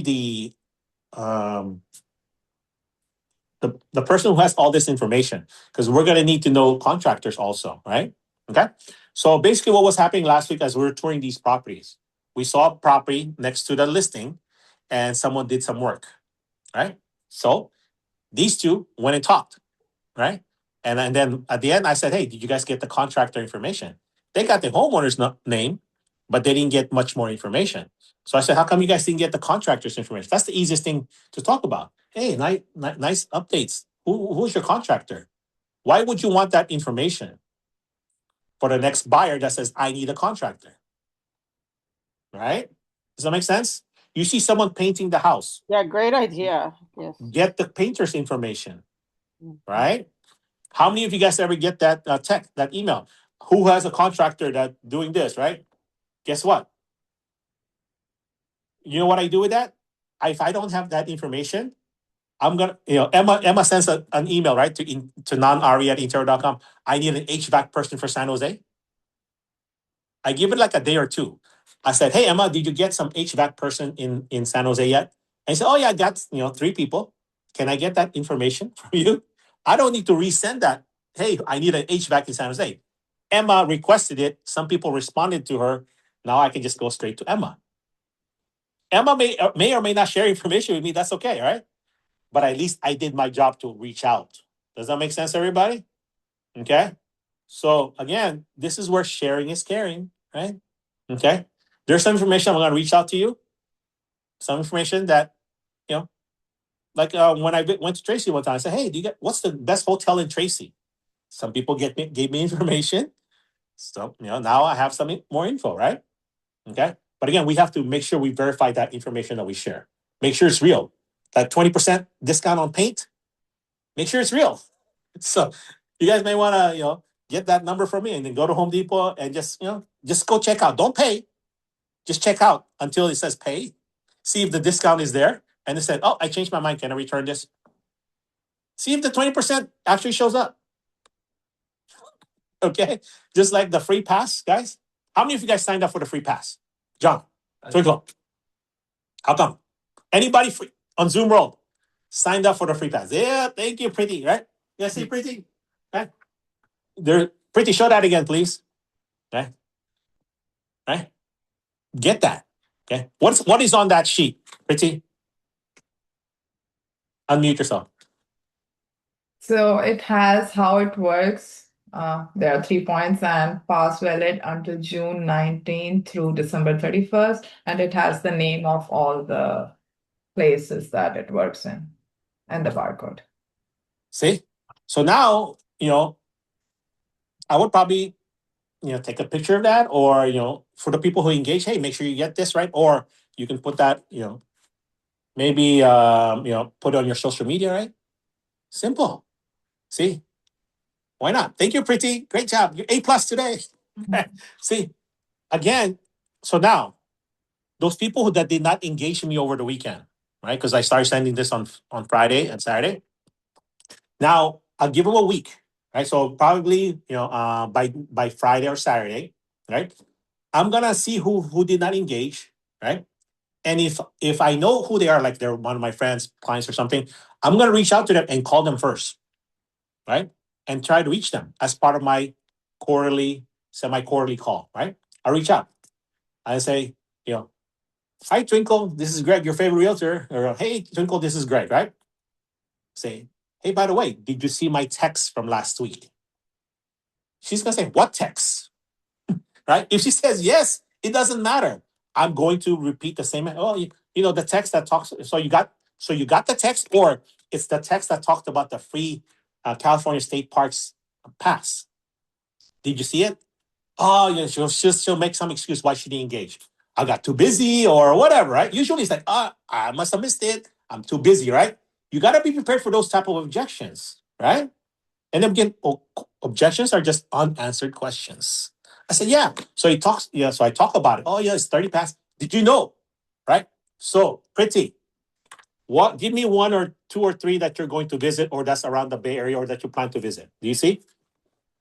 What do you see? Monterey SHP. Okay. So that's it's Monterey, right? State Yeah. Historical Park. Okay. So there's one in Monterey. What else? Yeah. There's a Shasta. Okay, Mount Shasta, right? Shasta. There's one in Napa, right? But which one that you're going to visit next? Which one's you're like on the list? What do you think? I haven't decided it yet because I just printed it this morning. Next time, right? So you just printed it today, right? So next time I see you, think of one, right? What's your top three? Right? Share, because she might say, "Oh, I found this one," because some of you guys didn't even do it yet, right? Now you know one in Monterey, right? If you have clients in Monterey, those are the people that I would call. Hey, did you know about this? Right? It's in their local area, right? There's nothing in the main Bay Area, Alameda, Contra Costa, Santa Clara, Marin. I don't think there's anything there, right? It's all further north or further south, okay? But again, because why not? It talks about the history of California. It's a state historical museums, right? And park, okay? There's different things, right? So part of your homework this week, I want you to research this, guys, okay? Because to me, it's important. It's big enough to where it's a good topic of conversation, right? So think, how come you didn't click on it? Got busy, whatever. I say, hey, let me resend it to you, and let's talk about it, right? Or let me just resend it to you, and that will be the end of the conversation. Till next quarter. Remember, she's getting my monthly mailer, monthly email, right? I'll talk to her next quarter. And if she doesn't do it next quarter, guess what my conversation with her next quarter, right? Hey, Twinkle, did you get a chance to do it? Oh, no, I'm too busy, whatever, right? So, that's okay, By the way, is there any, remember, we talk about what they're interested in, right? Right? Hey, do you ever go to the movies? When was the last time you went to the movies? John, when was the last time you went to the movies? Oh, I never go to the movies. I don't like being around people, right? I mean, there's people like that, right? They don't go to the movies because they don't like to be around people, right? That's okay. I said, so what do you guys like to do? What are you and the kids doing this summer? What are your wife doing this summer? Remember the Ford concept, right? Friends and family, occupation, recreation, and dreams, right? One of the things I don't like is walking with my wife because she bumps into people a lot. Meaning, we're supposed to go for a 3-mile walk. I'm already in the 3 mile and she's still in the half-mile talking to somebody. She engages people, That's just the way she is, right? So again, guys, it's easy to engage people if you have a topic of conversation. How about this, right? How about if you create a flyer that talks about this, right? Right? Just have MIT create a flyer with the text that I have. Want a free pass to 30, California state parks and museums. Click on this link, or you can just ask me how, right? I mean, it's up to you if you want to put the actual link on your flyer, right? Me, I like for people to reach out. Some people, they just put it there, so it's one less step for you to deal with. But I want people to engage with me, so I can capture their contact info. And since they engage with me, now I can, continue the conversation, get to know them a little bit better. How about doing this for your neighbors? Okay. Homework. Create a flyer. I'm going to have MIT in our office create one. Okay. You guys should talk to your MIT. Let's compare next Monday, right? Let's see who has the best looking flyer regarding this item. It doesn't have to be full page. It could be just a little, blurb part of your newsletter. Let's see if Anthony's better than Sam or better than Kim in Fremont, right? Or Sarah. Sarah might be the best one, but Anthony's pretty good too, right? So again, you have your MITs in your office, right? Ask them, show them my text. Say, can you do something with this for marketing? Right? Okay. So create a flyer regarding that and see. Maybe you can use it, for this week, right? And if you don't do anything with this information, guys, that's up to you, right? Okay. So think of something else, right? But these are the type of ideas that you can do for other places, right? Okay. For instance, in Terrell Livermore, you guys have your movie night. Yes? Who's from Livermore here? No one. We don't have Livermore represented today. Okay. Intero Livermore has their movie night where they give free tickets to the movies in Livermore, right? Have that if that's in your market, right? Okay. Even though my clients live out here in the peninsula, Fremont, right? I still let them know about that. It's free tickets. They just have to drive. Now, they may not want to drive to Livermore. I said, hey, by the way, if you ever go to Cinemark or, in Fremont or Union City, say, hey, use this QR code and save 20% on concessions. That's all I do. Use this QR code to save 20%. I don't even say use my QR code. I said use this QR code. Okay. Very simple. So if you guys ever decide to go to Cinemark movies, let me know, right? Simple, right? Okay. Or sometimes I'll say, hey, let me know when you guys are going. First popcorn is on me. Then I show up when they go. Right? Or you can buy tickets. Right? Right? So again, do something good, right? Just paying it forward. All right. So let's finish up with the fear of prospecting. Right? Because apparently you guys didn't even do the text, right? You guys reached out, so that's great, but you didn't do it enough. So how come you didn't do it enough? Let's talk about that. Why don't you do enough reaching out? It's not because of time, right? You have the time, right? Can we agree? You can find the time if you choose to do so. So why aren't you doing it? Is it because you don't think it's valuable? Is it because they might think it's cheesy? Right? I've heard these things because I've spoken to some of you guys, right? What is it? Why don't you send out simple things like this? Because we have the Intero Weekender, right? Right? You guys know about the Weekender, right? It's the market. It comes from our marketing department. We talk about what's happening in the area, right? You can pick one of those things, or just send that email, or post that email, or recreate it, right? So why don't you do things like that? Not every time, okay? Let's not, because I don't do it every time, but sometimes I use it as a way to reach out to people, right? So how come? Let's talk about it, because this is part of marketing. I think that is new. I mean, for me, it's new, and it's not on my mind on the system. Okay. That on the schedule. Like, hey, well, that's something that you should do until you mention it, I mention it, and it triggers up. Yeah. It just it's just information for me to know, but not reaching out to share. Okay. I think all right.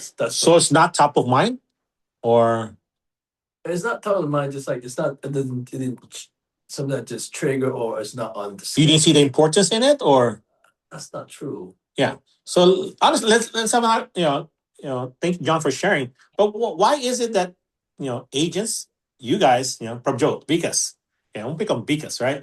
He's got too much money, right? Oh my God. Vikas, how come you don't do it, right?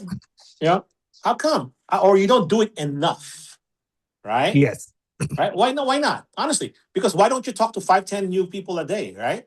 Every single day. What that would do, I mean, right? So I think, Greg, it's mostly. Can you hear me? Yeah, I can hear you. Thank you. Because I think it's mostly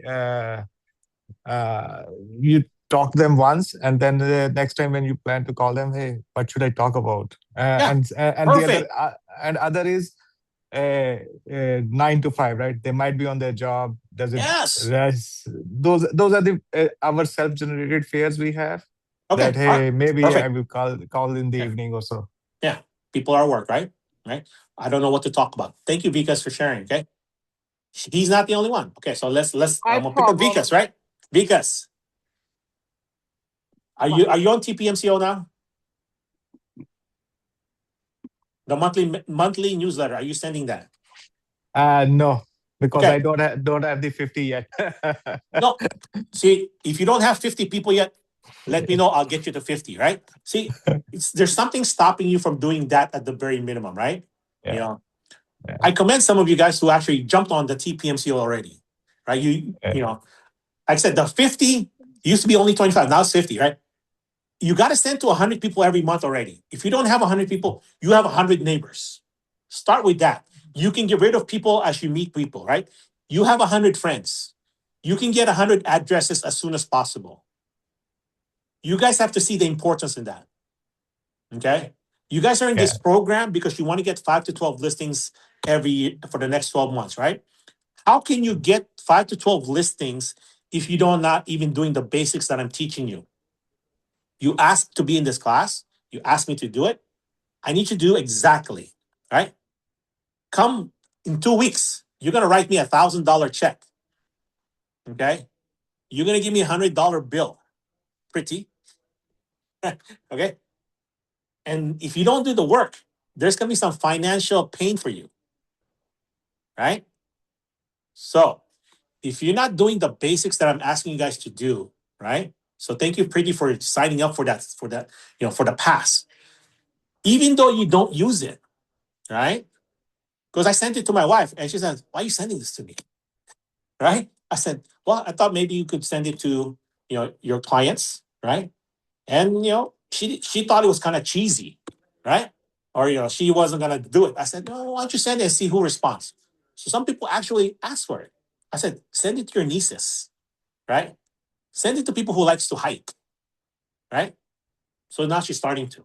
And let's see what the engagement is. I'll give you, I'll see next week. I'll give you guys a report from her, right? She's also a realtor, okay? Some of you guys know her.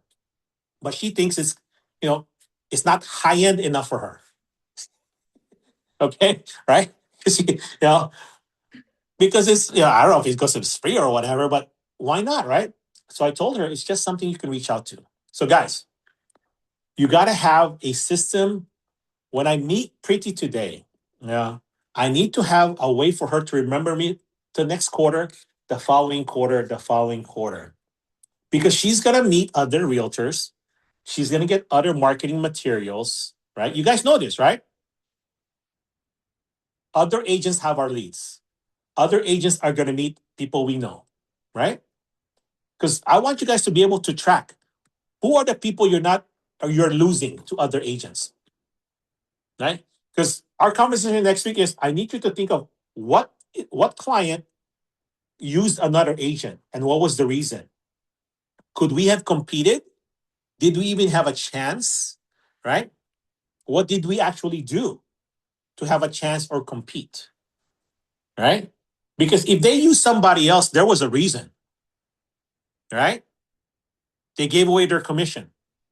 Are we going to compete on that? That's up to you. We don't teach you that. I don't teach you guys to compete based on commission. But sometimes commission is a factor, and maybe you have to give them a deal. But don't, don't, so to speak, sell yourself too cheaply, right? So to speak. Right? Sometimes we have to give them a discount, but only if it's worth our time and money, right? Again, remember, it doesn't cost any more to work with me. You actually get more, right? But sometimes, hey, if you need help to buy the home, I'll help you buy the home. Okay, because my commission is never the reason you don't get a house or you don't sell the house. Okay. The question is, do you see the value in working with me? Okay, this is scripts, guys, that I use. Okay, because most of my past clients will rarely ask for a commission because they see the value, right? I have relatives they'll ask for a commission break. Okay, right, and I have to explain to them, right? And sometimes I have to throw in service. That's okay, but most of the time I'm able to get full commission, 2.5%, 3%, 3.5%. Right? It's up to you what you're going to charge. Your choice. Right? Okay.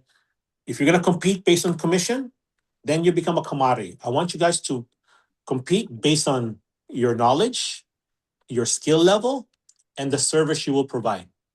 Okay, knowledge, skill level, and the service.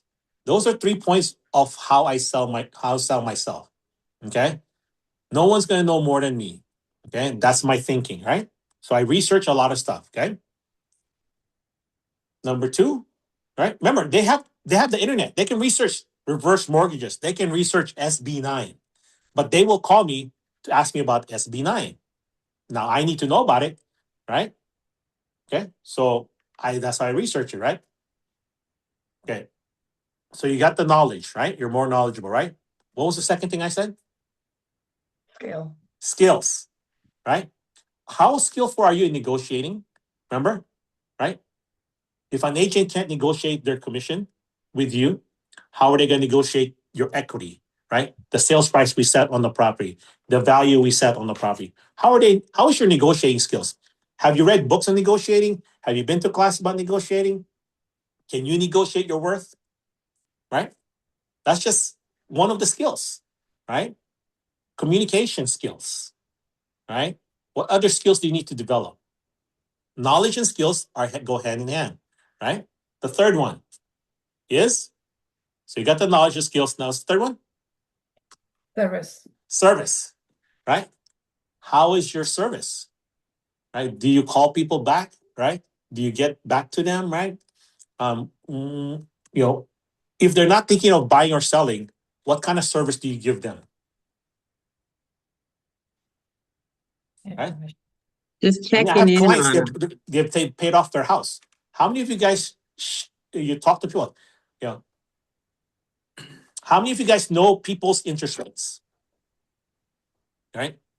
That should be one of your conversation. Hey, by the way, what's the interest rate that you use to refinance? Right? Right? Like I have clients right now, I'm calling them to refinance their house. Hey, because they talked to me about it before, right? So I say, hey, by the way, did you refinance yet? I need to know, right? Okay. Because sometimes people need to refinance out of their 3% into 6%. All I do is I share with them relationship banking, like where do they bank? And I tell them about relationship banking. Okay. Deborah, one of your clients, right? Know about relationship banking now, right? With Cafe Bank. Same thing. I have clients with Chase. Who's our contact with Chase? Anyone? We have a contact with Chase. PNC. You should know who they are. If you don't, reach out to me. Susan Munker, right? She's our contact with Chase. She's a real estate loan specialist, right? We connect with her because I say I have a client that has wants to know more about relationship banking, so I connect. You got to have someone from Citibank. Some of you guys have contacts with other banks. I will get that contact eventually because someone's gonna know somebody, right? Okay. Comment, question? Yes, when you touch base on the interest rate, Yes. and you talk about people who have to refi from the 2% whatever to 6%, and on Friday over the weekend I went into a gathering and spoke to somebody, and they just say, "Hey, I just don't want to let go of my low mortgage rate. Yeah. But I'm living in a townhouse. I want a yard." I said, "You gotta sacrifice something to get something." Yes. So what other way? Okay. You All right. spin it to make it feel like, Okay.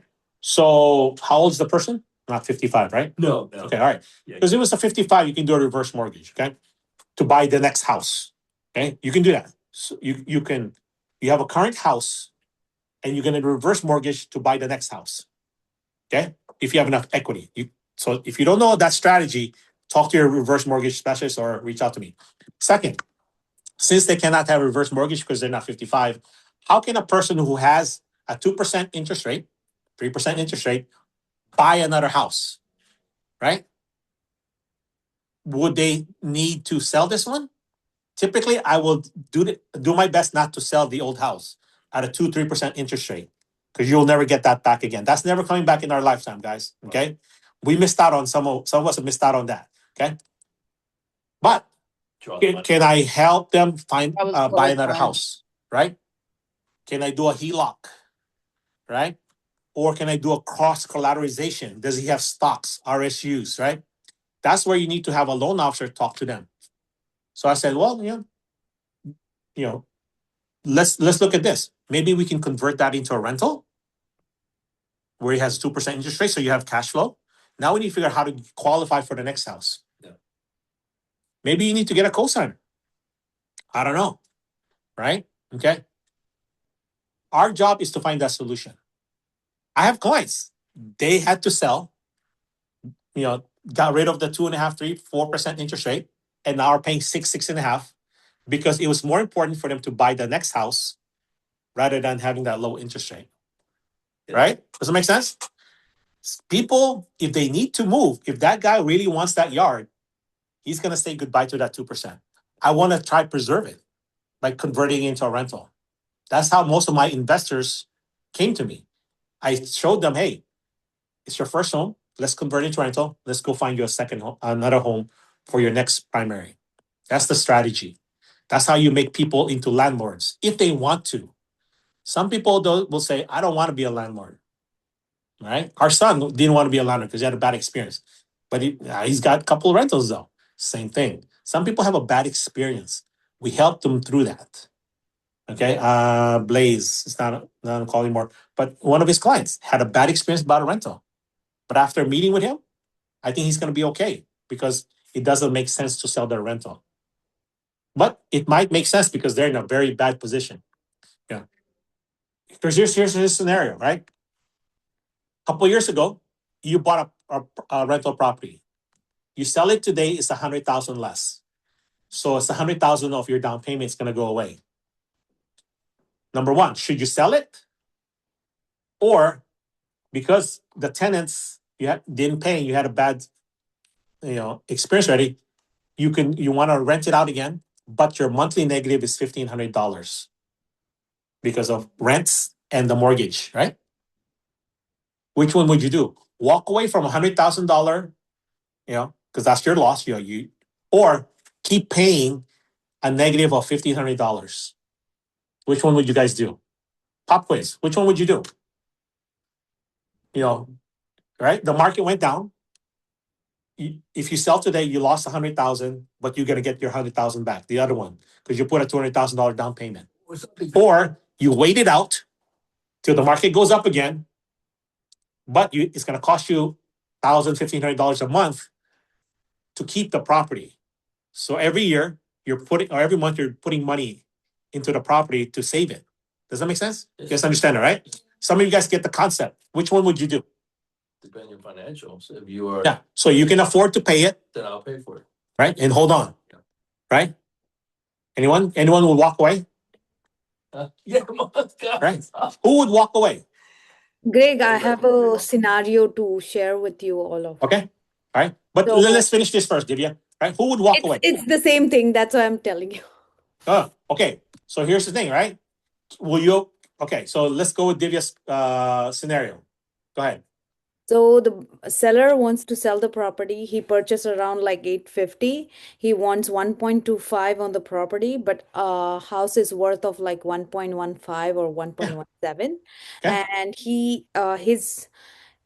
the tenants are paying him like 3,600, and the mortgage payment he's paying around like 4,400. Yeah.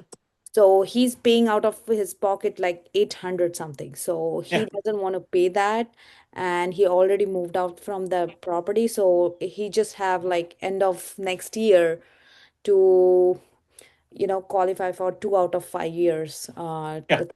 capital gain. Okay. All right. Okay. Your scenario is a little different. Okay. Because they bought it for 850. They want to sell it for 1.25, but the market's only 1.1. So they're not losing money.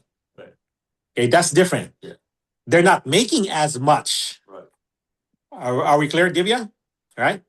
They're not Got it. losing money. They're not making as much. Okay. Got it? Divya? Does But that make sense, right?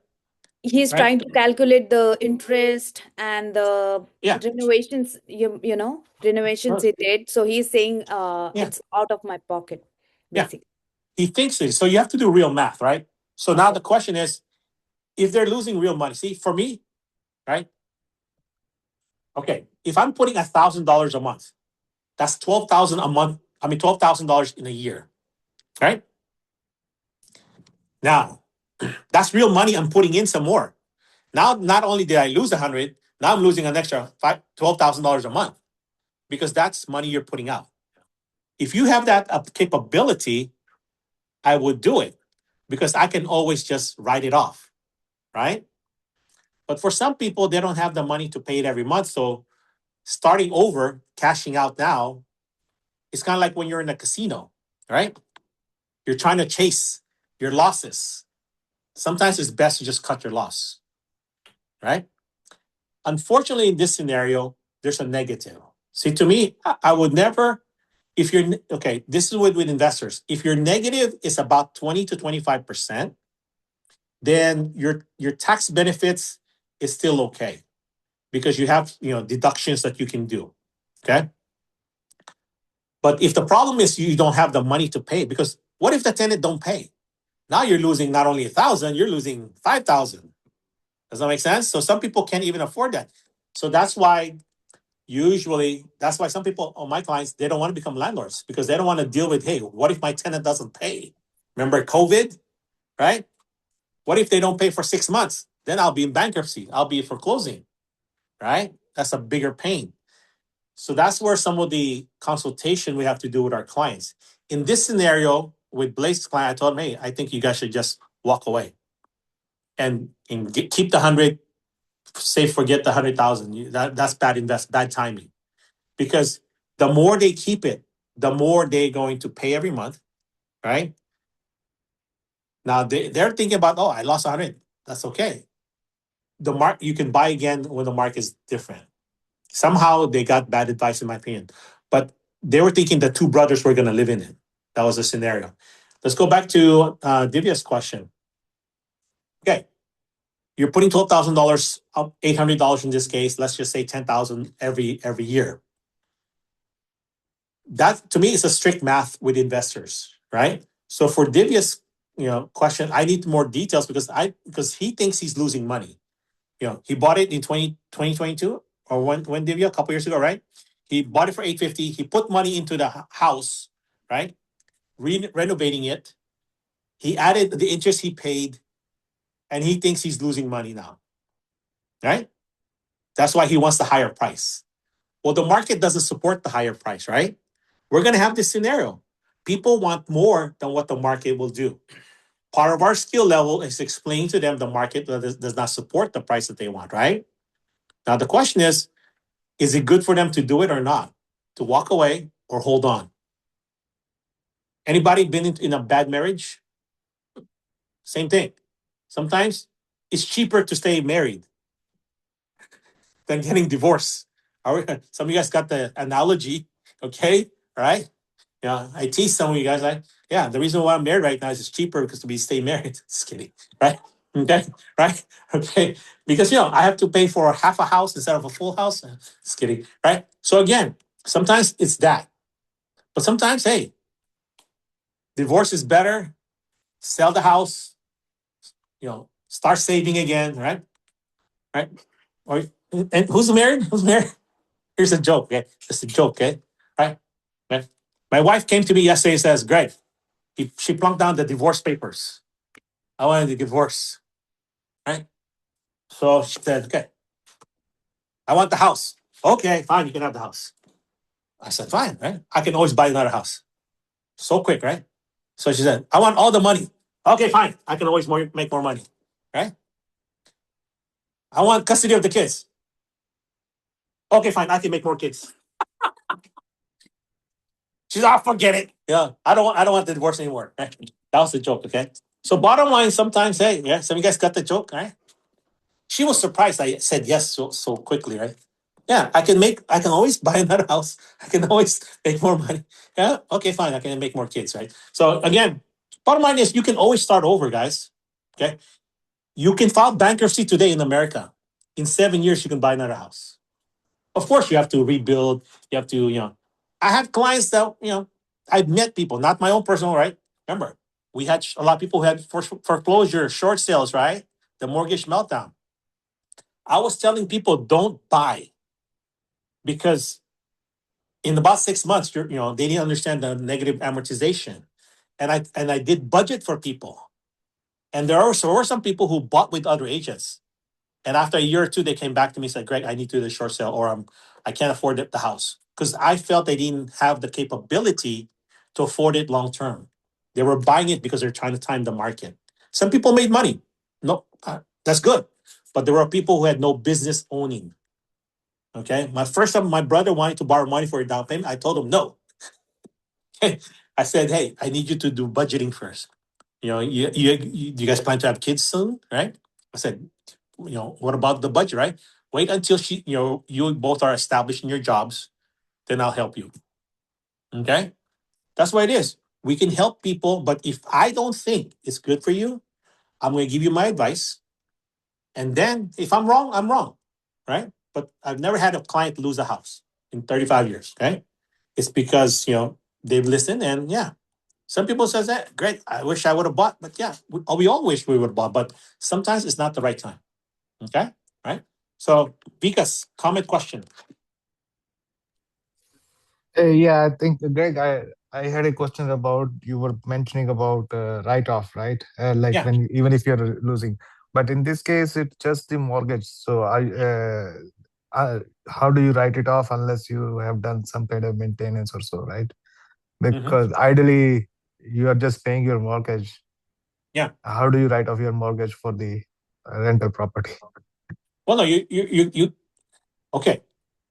If it's loss of income, right? So you don't have income. You're writing off interest, property taxes, maintenance, right? Depreciation, right? Those are deductions. Okay. Because you cannot write off your mortgage, right? Because it's not a cost, right? That's principal. You can't write off principal that you're paying every month. Okay? Because, Okay. Yeah. right? Yeah, got it. You're just But not receiving income. So therefore, your loss is bigger. That you can write off. Okay? Okay. So just a portion. So out of if my payment was around in this, like in previous case, 4,400. So out of that 4,400, which I was paying as part of, The I can expense. The expenses. expense. Yeah. Okay? You can only write off expenses on your rentals. Are we clear? Your Yeah. monthly mortgage is not an expense. Are we clear? Yeah, got it. Right? Only the expense part is the interest, the taxes, maintenance, depreciation. The principal part is not an expense. Are we clear? Okay? It's not an expense. Okay? Got it. Got it. Okay? So just a Okay? just a That's a just a technical portion. answer, okay? A technical Yeah. question, okay? Right? Okay? And if people are managing their own properties, right? If you're managing your properties at least 100 hours a year, as a realtor, we can deduct losses against our 1099 income. Okay? If someone is self-managing because of the big beautiful bill that Donald Trump passed, if someone is managing their property at least 100 hours per year, managing it, right? They can deduct their losses against their W-2 income. As a real estate agent, we meet the 100 hours easy because you're working in real estate, right? Are you working 100 hours a year? Are you talking to people? Are you managing properties? Are you doing property? Are you previewing houses, right? So we're in the business of real estate. As a full-time realtor, you're in the business of real estate. So that's why we can deduct rental losses against the 1099 income, right? But if you're let's say Pretty's husband has a W-2, they file jointly, she can write off, real estate losses against their joint income, which includes the W-2, right? So that's where sometimes it's cheaper for your spouse to be married to you because you can give them extra deductions. Okay. But anyways, that's what you do. Because anything else? You said That's good. okay. That's good. Thank you. All right. Yeah. So Emma says don't get married, right? Hey, sometimes getting married is a good thing, guys. Just have a prenuptial agreement, right? A pre-divorce agreement. That's what prenuptial is, right? Okay. Okay. So let's finish up our conversation about prospecting, guys. Okay. If I talk to you today, what do I talk to you about in next quarter, or how do I follow up? Right? Remember, it's building relationship. You find out if there's a need or service that they need, right? If there's no need for our service, then we build relationship, getting to know them. Learn the Ford concept, really. Hey, how are the kids doing? Do you even know they have kids? How do you remember they have kids? That's where your CRM, your database system is really important. So by next week, guys, you need to have a CRM, a good CRM. Follow-up boss, Rev, top producer, referral maker. One of those, right? You got to have your phone could be just your database system. You got to have a place to have that information. What you want to be able to do with your CRM is be able to pull out information. I need to know who I went to high school with. I need to know, who I work at Apple with. I need to know who works out at a gym. I need to have different information about people so I can target market to them. Okay? Because remember, we do things because it's fun, and then we do things that's fun, and then we find a way to do business in the things that we do for fun. Yeah, right. So if you like to work out, go find a way to do business at the gym. Right. Okay. Quick question. Do we have something like follow up? Yeah, follow up boss is something that our offices give to our agents. Right. But follow up boss is something you talk to your manager about. But we have Rev as part of your internal package. Yeah. So learn about Rev. But if you want to learn about follow up boss or any other CRM, let me know. Right. But Rev is just as good. But like I said, just find a place to put people's information and then figure out how to remind yourself. Like, for instance, our staff reminds our agents whose birthday it is, right? How many of you guys put that information into your system now? Like, how many of you guys know Richie's birthday? How many of you guys know my birthday? It's been announced every year, right? But who's the first to say happy birthday, Greg, right? Right? One of our agents shared the same birthday. I'm the first one to remind her, of our birthday. But how many of you guys do that, right? Your friends' birthdays. Are you the first one to call or text, or are you like the 10th person on Facebook? Happy birthday! No, call or text people. Right? Don't be part of that long text string. Right? Right? You guys get that email? Like everybody has already said happy birthday. How many of you guys pick up the phone? Say, hey, Twinkle, happy birthday. How many people do that? Right? Call you midnight. Right? Right? Yeah. Yeah, if you're awake after midnight, John said, you'll be the first one not to call. Just text. Don't be calling them. Their spouse may be mad. Right? Okay? But be the first one to greet them, right? When you wake up, I have a list of who I send a 7 a.m. text to, right? Guys, okay? If you think it's important enough, be one of those people that reach out, right? Okay? Birthdays is just a simple thing, right? And wedding anniversaries, right? My male COIs, people, the guys in my COI, that's one of the first things I text them that week. I call them, hey, so I'll say, hey, Blaze, guess what this week is? It's your wedding anniversary. Did you remember? Right? Hey, what are you doing with the wife this weekend? Just thought I'd remind you, right? That's one of my quarterly calls once a year to these people, right? I have the month of their anniversary, and I find the time that month to call them before. So if you don't have that system, you need to figure out how to do that. Okay. My wedding anniversary, 1 year, I forgot it, right? Okay. Now I never do. I have a week, a monthly, yeah. I have, a week before. And I have that conversation during the week. Hey, so what are we doing this weekend? So I remember. So it's pre-planning, right? Yeah. I forgot 1 year, right? I remembered that day, but I somehow forgot that, that evening, right? Because I thought I was going to have a surprise. But yeah, again, you have the reminders, right? Things like that. Okay. My kids' birthdays, grandkids' birthdays, if it's not on my top producer on my phone, I will forget. Because too many things are going on, right? Same thing. Too many grandkids. No. Too many grandkids, yeah. Okay. Guys, bottom line is your CRM, your database system has to be on point. And then you need to have a lead follow-up system, newsletter, email, quarterly text reminder, something to remind them of you without you having to think about it. So by next week, you got to be on that TPMCO thing or newsletter. If you don't have the budget to spend $1 per person, VCAS to 50 people, you better be on that next week, okay? Because you just closed the deal, couple. Okay, so you have the money. Okay, now I need you to find 50 people. Because to me, for someone to say, I don't have 50 people, you don't see the importance of getting on that system yet. Honestly, you can't tell me you don't have $50 a month to waste. Honestly, it's because you don't see the importance in it. Right? Right? Okay. Got it? So everyone should be on the newsletter system by next week, or at least know which one they're going to do. Because I need you to get to 100 ASAP, 1,000 ASAP. Imagine, John, Blaze, I know you guys are in the system, right? If you have 1,000 newsletters going out every month, right? Remember, these are people you've spoken to, have met, plan to do business with. People, your COIs, right? Yes. Your leads. If you have 1,000 of those people that you're quarterly, they're getting a monthly email, they're getting a monthly mailer, you're greeting them happy birthday. How many deals do you think you can get? Right?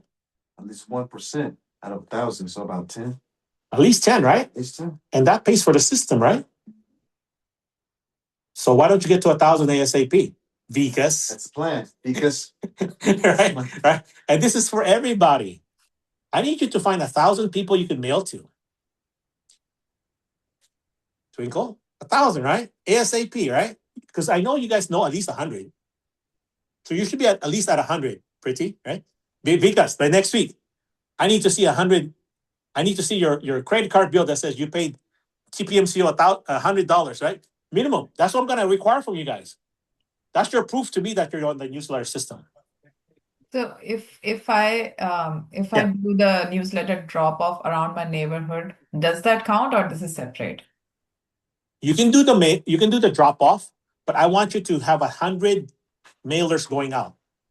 Why do I want you to have 100 mailers? Let's talk about that, because some of you guys did question me. Why do you want to mail? I don't think. Why do I want you to mail? Time leverage. And time leverage is one, but if you have the time to door knock it, I'm not going to tell you don't door knock with your newsletter. Okay. The reason why do I want you to mail to at least? Why do I want you to mail? Let's talk about that. How many of you guys believe in mailers? So why aren't you doing it? Honestly, because I'm gonna pick on you. Okay. Why don't you have at least 200 mailers going out right now? Honestly, tell me that. What's your answer? It's not money, right?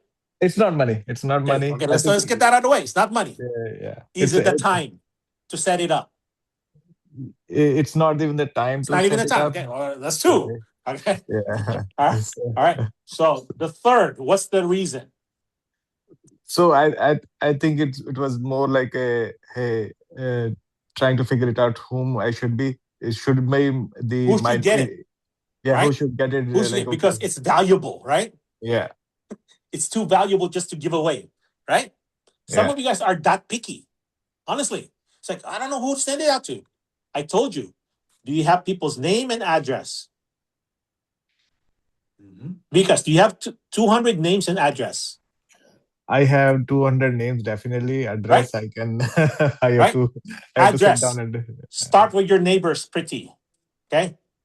Get to 100 of your neighbors. Go meet them. If you want your neighbors to know who you are, right?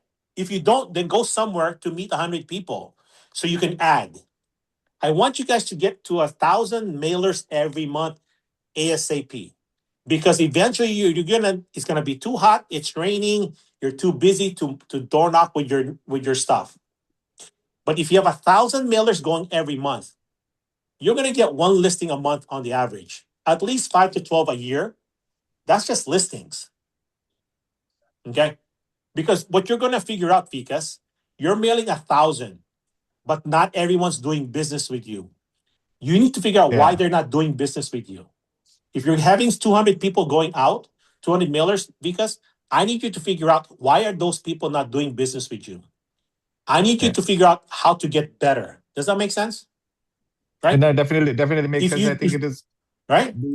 one of the criteria you also mentioned, right? Hey, you should Mhm. be sending the newsletter to those people whom we are going to go and meet to, right? There is no point in just randomly sending the newsletter to all the people in the neighborhood Right. if I'm not meeting them in the next month or two, right? Yes. Yep.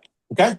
You only mail blindly to people that you plan to meet in the next 30, 60, 90 days. Okay. Yeah. You only mail to people you've met, plan to do business with. Yeah. Again, these are so you know some of you guys know 100 people already, but the reason I need to know why don't you have 100 mailers going out? It's because you don't have the belief system yet. Right? So I need you to have that belief system that this will work. And the people who has done it, guys, they can see it. Okay? Some of you, Blaze has jumped on it now. You can talk to Blaze. Okay? John is getting on it now, right? He finally did it. I did it like right last week, but I don't see it on the system that it mailed out. So I yeah, need to they mail it the first week usually, Okay. right? They don't mail this like different. So call them. How come you didn't go out yet? Because once you put in the system, right? Like say I put Vika's name today, it doesn't go out today. They batch mail it usually the first week of the month. So they will wait for the first month. Okay. But double check with them. Ask them when is your mail out going out. Okay. Yeah. Right. But usually it's the first week of the month. Right. So some of you guys still have time for July. Right. But honestly, if you don't have 100 names and addresses right now, then you need to go meet 100 people this week.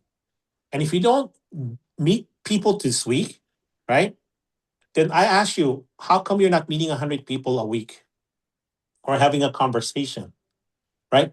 That's 25 a day. What else are you doing with your time? I know some of you guys know a lot of people, so you got to use DM. You got to reach out to people, right? And I need to know. It's like I don't know what to say. Like Twinkle asked me, hey, what do I say to my old college, high school friends, right? So I gave her some ideas, and now she just got to do it. Right? If she doesn't do it, then she has to find that that motivation or that light bulb that says I got to do it. Some of you guys, that light bulb has to turn on, right? Like, how come I didn't do this before, right? Last year when I first met Greg, Emma, right? So yeah, some people, it's just for some reason, they don't jump on immediately. Because here's my question to you. Is real estate a full-time job for you? Like, hey, I know I want to make real estate, a success, right? I have the time and money. And all I'm asking for you is $100 a month, minimum. I want it to be $1,000 a month, to 1,000 people. It's less than $1 a piece, okay? But you need to get to that. Because if you do the math, if I met 1,000 people that said, hey, is it okay if I kept in touch with you? I need to find out who's not doing business with me. Because that's how I become better. Oh, I have a realtor already. Well, perfect. Maybe I stop sending to Emma because she knows Gino, right? Or I know I can outlive Gino. That's it, right? So out of the over 25% of the people on my database, right? I know they'll probably not do business with me, but I need to find out why not. Like I have relatives, I shared them with you, that's getting my monthly newsletter, so I'm wasting that money. But when I go to a party, guess who's talking to me about real estate? Them and other people. Who's going to do business with me? Okay. I just have some relatives who, either they don't want me to know their financial or they don't want to work with me because they don't want to make me rich. That's okay. Right? That's okay. They don't want to give me money. That's all right. But when we're at parties, guess who they're talking to? How's the market, Greg? How's your sales? How's the business? Guess what? Other people are listening, right? Because I never say, oh, the market's bad. Well, it depends. Remember, how's the market? Well, it depends. Or here's this new script where we learn. Some of you guys were the superstar retreat. Here's a new script, guys. Okay. Someone says, how's the real estate market? Actually, right now, I'm looking for someone who's thinking about buying or selling. I don't respond about, hey, how's the market? Actually, I'm looking for someone who I can help buy or sell. Who do you know? Right? No one? Well, thanks for thinking about it. How about yourself? No, you're not thinking about it? Well, thank you for taking time to think about it. By the way, have you thought about buying your next investment property? That's your script. So if you guys said, Greg, what was that script again? Listen to the recording, okay? So next time someone asks you, how's the real estate market? You can say, the market's good, right? How's your sales? Well, it's doing good. You can say all that. But to me, the script was, hey, how's the real estate market, John? Well, actually, I'm looking for someone who I can help buy or sell. Who do you know? Right? How about yourself? Use that script and tell me how it goes. Right? Remember, we got to use other people's words or your own words. Write it up, write out your own script. Right? So when someone asks you, Twinkle, how's the real estate market? You got to have an answer. Are you going to use what I tell you guys today or something you learned in the past? Right? Because some of us will say, oh, the market's good. And that's it. Or you can use both. Okay? Make it better. The market is great. By the way, I'm looking for someone to help buy or sell. Who do you know? All right. I'm looking for the next client to help. I was wondering, who do you know is thinking of, having real estate questions, right? But always, bottom line is they ask you a question, answer it, but you get to ask the next question. That's where leading questions, asking smart questions comes in. All right. Vikas, hand up, or is that from before? No, a great quick question on that one. Okay. I know Question. I know the value add which TPMCO will provide to us, All right. especially for the new agents, because it to some extent it's your message. Hey, these are the different values which we can provide to our clients, or these are the different ways they can save money. What are your thoughts on TPMCO newsletter versus the mailers which agents send, right? Like for example, Kim sends a lot, right? We heard that she sent it to 10,000 of our clients are like. So, what are your thoughts between those two? Okay. Homework. Another homework. I want you guys to, when you receive something from a realtor, I want you to text it to me, and I can share that in the class, right?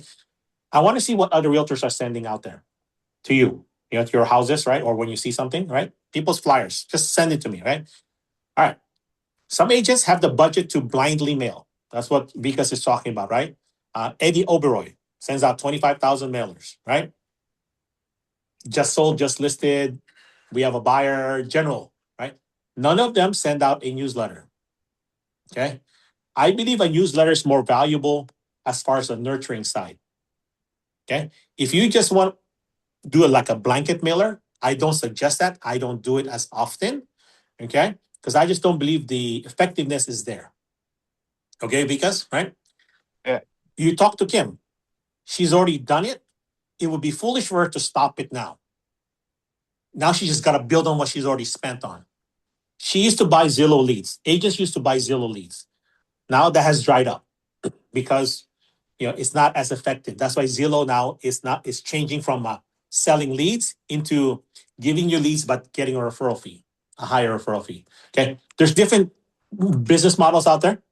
Okay, I don't teach you guys to blindly mail Vikas, right? I tell you guys, get on that TPMCO, the newsletter, and then we can start to nurture them. Okay, got it. Remember, there's other newsletters, right, out there.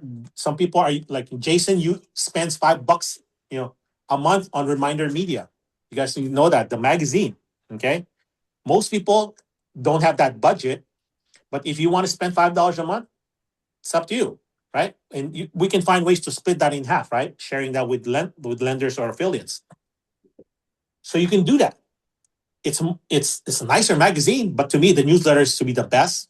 And I know people who's jumped on it, That's why we made it somewhat mandatory in Union City, have worked. I know it works. I've been using it. I know people that used it. The people who stopped, they regret it. You just jump on that. To me, I don't, whatever I tell you guys to spend on, you should get tenfold. Okay. So to me, if you get to 1,000 and you're not getting $100,000+ a year just from the people that you're mailing it to, then we need to fix that because there's something you're missing. Either you're not calling them. Remember the quarterly calls? Mm-hmm. Because pretty right. If you're not calling them, they're at work. Guess what? They're getting monthly mailers, monthly email. They're seeing my text. They're seeing social media things going on, right? That I may not be posting, but they're kind of following me or they're seeing other things, right?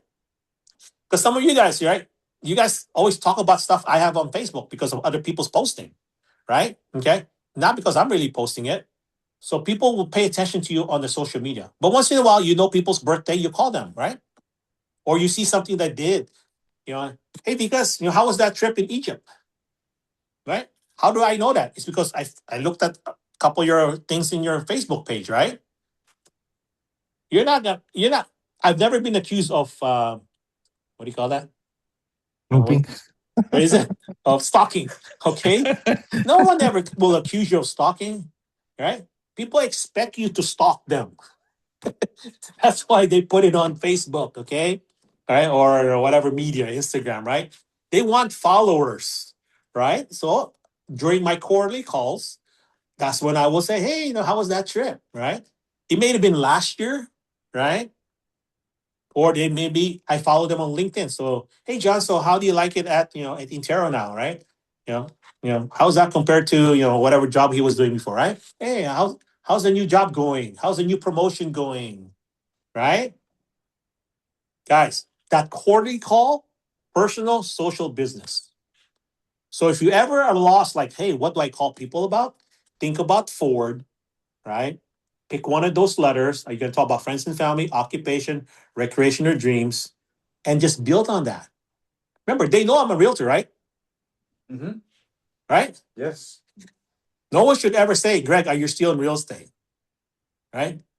They should always say, how's the market? Any good deals out there? Right. Right? They bring up real estate, not me. Right? Because I'm marketing to them. I'm calling them about Ford. Hey, how's the family? How's that new job? Right? Hey, any plans for this summer with the kids? Hey, where's Joey? What college is he picking? Hey, do you know that there's a scholarship I can get them up to $2,500 for college? Do you think he would like that? Remember, Deborah? Who else was there? Yeah, the Intero Foundation, right? Mm-hmm. They can get up to $2,500 through Bay East. Why not, right? That's $2,500. All they gotta do is write an essay, right? $2,500. So if you have college-bound kids, right, that are 16, 17-year-old, and your clients, your clients have those kids, tell them, hey, do you think Joey wants $2,500 towards their college? Let me know. I'll send you some information. It's a simple form. Go to Bay East or reach out to me. You guys can get that. Okay. But there are other scholarships, right? We have the Intero Foundation. How many of you guys spread the news about Intero Foundation? Do you even know what the Intero Foundation does? Hey, if you what by the way, do you guys support any charities? Ask your client. If you hear of any charities that support kids and whatever, right? Let me know. We sometimes give up to $5,000, $10,000 yearly on different nonprofits. Do you even have a script for that? Why don't you put that in your marketing or in your conversations on your social media? Do you know any nonprofits that need money? Come on, why not, right? Call me how we can help them get to $5,000 yearly, right? You guys have been to those where we give away money, right? Mm-hmm. Yes. Right at the meetings, Yeah. right? How come one of your foundation or your clients is not one of them, right? Put that in your marketing, right? Yeah. Do you know any nonprofits that need money? Yes.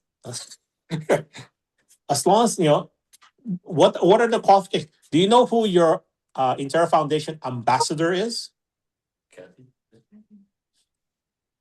Talk to her or him, right? To Sham, right? Hey, how can my clients get money? What kind of charities do you guys support at the Intera Foundation? Right now, right?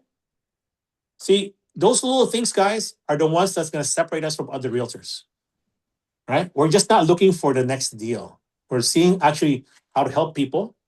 And by the way, how can I help you? Any questions about the real estate market? Any question about real estate, right? Hey, by the way, are you taking the $7,000 homeowner exemption? Hey, by the way, have you filed a homestead, a homestead on your property yet to protect your equity in case you get sued, right? There's different things. Find out what those things are all about, right? There's so much that we can share, guys, that they have access to themselves, but they don't have the time to put it in their face. Right. Just like this free pass, right? How many times do I have to give you guys this free pass for you guys to be like pretty to get that free pass, right? And tell me, what museum do you want to go to? Because I may want to go to that. Like, hey, I didn't even think about that, right? But think about that. What is the one of those parks, right? So, what else? What else you guys want to talk about from a prospecting scripts? Because right now we need to hone in on your. I'm assuming you guys have a business plan. You have your affirmations and goals, right? Because your affirmation and your goals are the ones that's gonna, hopefully give you energy to prospect. Right? Like I prospect every day. Is that one of your affirmations? Or I'm afraid to prospect. Is that your affirmation? Remember, you talk to yourself all day long. I'm shy. No, you're not shy. You're a confident person. Right? Pretty, right? Right? And remember, I'm awake, excited, and full of energy. Right? Are you really? Right? When some of you guys text that to me in the morning, right? I'm awake, excited, and full of energy, right? Right? I don't know. You just texted to me. I don't know how you are, right? So maybe you should do a video, right? To where you are, or at least a voicemail. I'm awake, excited, full of energy. Do you sound awake, excited, and full of energy? Right? Because again, all day long, guys, we need to be awake, excited, and full of energy. Not every minute, Sometimes you have to take a nap in the afternoon, okay? It's all right. Right? 3 hours of prospecting, I am tired. Right? Take a break, rejuvenate, and then go at it again. Right? But see, if your goals are big enough, right, then you should have energy to prospect. Right? I just need $1 million to change my life. Right? Okay. So how does what the journey to $1 million starts with what? How does Emma get $100? I mean, $1 million. Talk to 10, 20 people. Yeah, start talking to more people every day, right? $1 million. How many $100 bill is that? We did that exercise. Remember that? Okay, who's got that picture of $1 million that we did in class? Well, it was actually 10,000 bills, right? Because you got that still, right? Blaze, you got that, right? Yeah, We took got a it. picture. Yes, I we brought did. in 10,000 bills, $1 Yeah. bills, because I didn't want to bring out $1 million. I would have, Picas would have robbed me, right? So I brought in 10,000. Were you there, John? I was there. Yeah. So basically, it's 10,000 bills, right? I brought in 10,000 $1 bills, right? And we put $100 on top, so it looked like $1 million, right? Some of you guys took pictures of that, right? Right. So maybe here's your homework. If you did a picture of that camellia, right? Send that to the group. See if you can find that photo again, Blaze, right? And Okay. right? You remember when was the last time you saw that picture? Some of you guys forgot it already. Yeah, Blaze even looked at me like, when did we do that? Yeah. And he was there, right? Who else was there? Because you were there, right? Yes, right? I I'm not was sure. there. I Deborah, have do you my still have the picture. photo? Yes. Uh-huh. Right? That should be on your vision board, right? Maybe should be on your phone, right? So send that to the group. Right? Send it to me, and I'll show it in one of the meetings, right? But it was that, right? 10,000 bills equals $1 million. So if Emma wants $1 million, all she needs to talk to is 10,000 people. Because 10,000 times 100 equals 1,000,000. Can we agree? Right? If you move the decimal point, right? So how soon can she get to 10,000 conversations? Because if Emma talks to 10,000 people, I guarantee you she'll have $1,000,000. Now, how is her skill level? She's going to get better, or is she going to be just a new agent every single time for that 10,000? So you have to get better to the 10,000, right? Because remember, 10,000 hours, 10,000 times to be great at doing something. You guys know that story, right? Mm-hmm. There's a book out there, right? It says to be great at something, you got to do it 10,000 times or 10,000 hours. Remember, repetition is the mother of skill. Yes. So how do you become perfect? Nope. Practice. How do you become perfect? You keep doing Practice. Perfect practice. Practice. Practice makes you good. You practice the wrong thing, you'll be great doing the wrong thing. Okay? Yeah. Yeah. Nice. You rob a bank 10,000 times, you'll be good at robbing banks. Okay? Right? Okay? Right? See, I say I love you to my wife a lot. Eventually, I get it back. Let's kidding. Right? But again, it's that. You do it 10,000 times, guys. Okay? So, my name's Greg. I'm a local realtor. Say that 10,000 times, guys. Make sure you use your name. How often do you say that? How often do you say, when do you plan on moving? How long have you lived at this address? Where did you move from? Right? The Mike Ferry script, guys. Okay? So, if you don't have your scripts down yet, then you need to get that handled as soon as possible. I know there's a lot of things to do. Got to get my newsletter system down. I got to get my marketing done.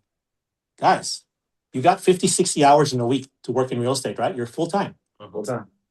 What's your daily schedule look like? What's your weekly schedule look like? Remember, you're supposed to have that drafted by now, yeah? So part of the 100-day, I want you guys to text us also your daily schedule. What's your daily schedule?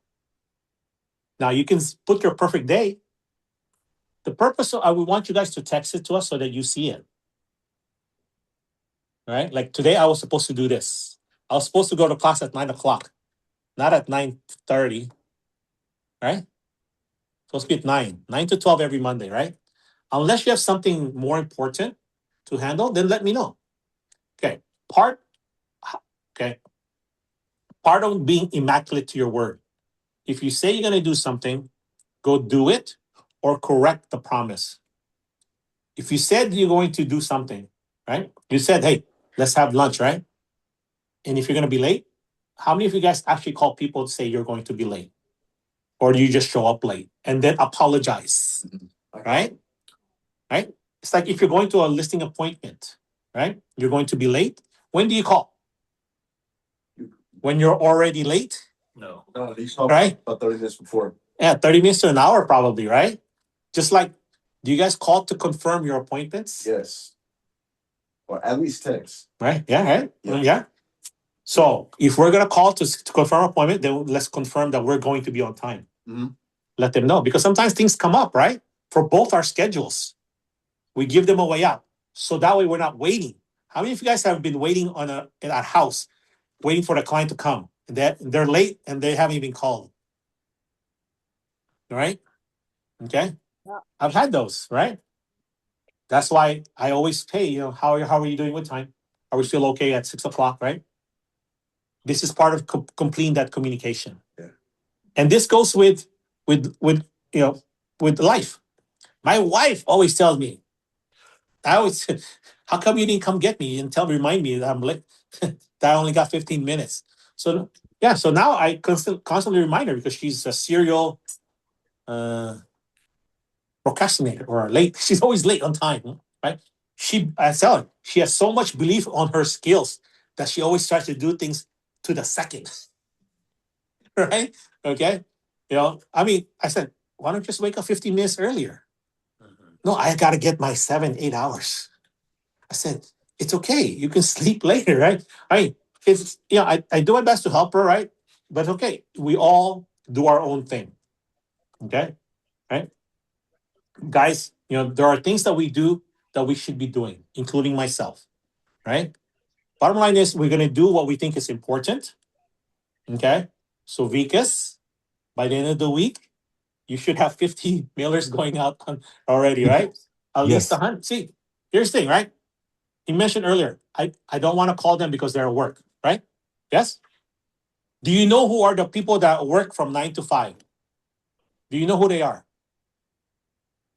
So, Eh, right? Because you know who they are, right? If not, you yes. need to figure it out, right? You need to figure out Yeah. what their work hours so you're not calling them at work hours. Maybe you're going to text those people. Yep. Yep. Right? Or I will put in my calendar to call them in the evening or in the weekend. How will I remember to call them on the weekend or the evening? Set a reminder on your CRM. Put a reminder somewhere in your CRM on your phone, right? Mm-hmm. Call Vika Saturday.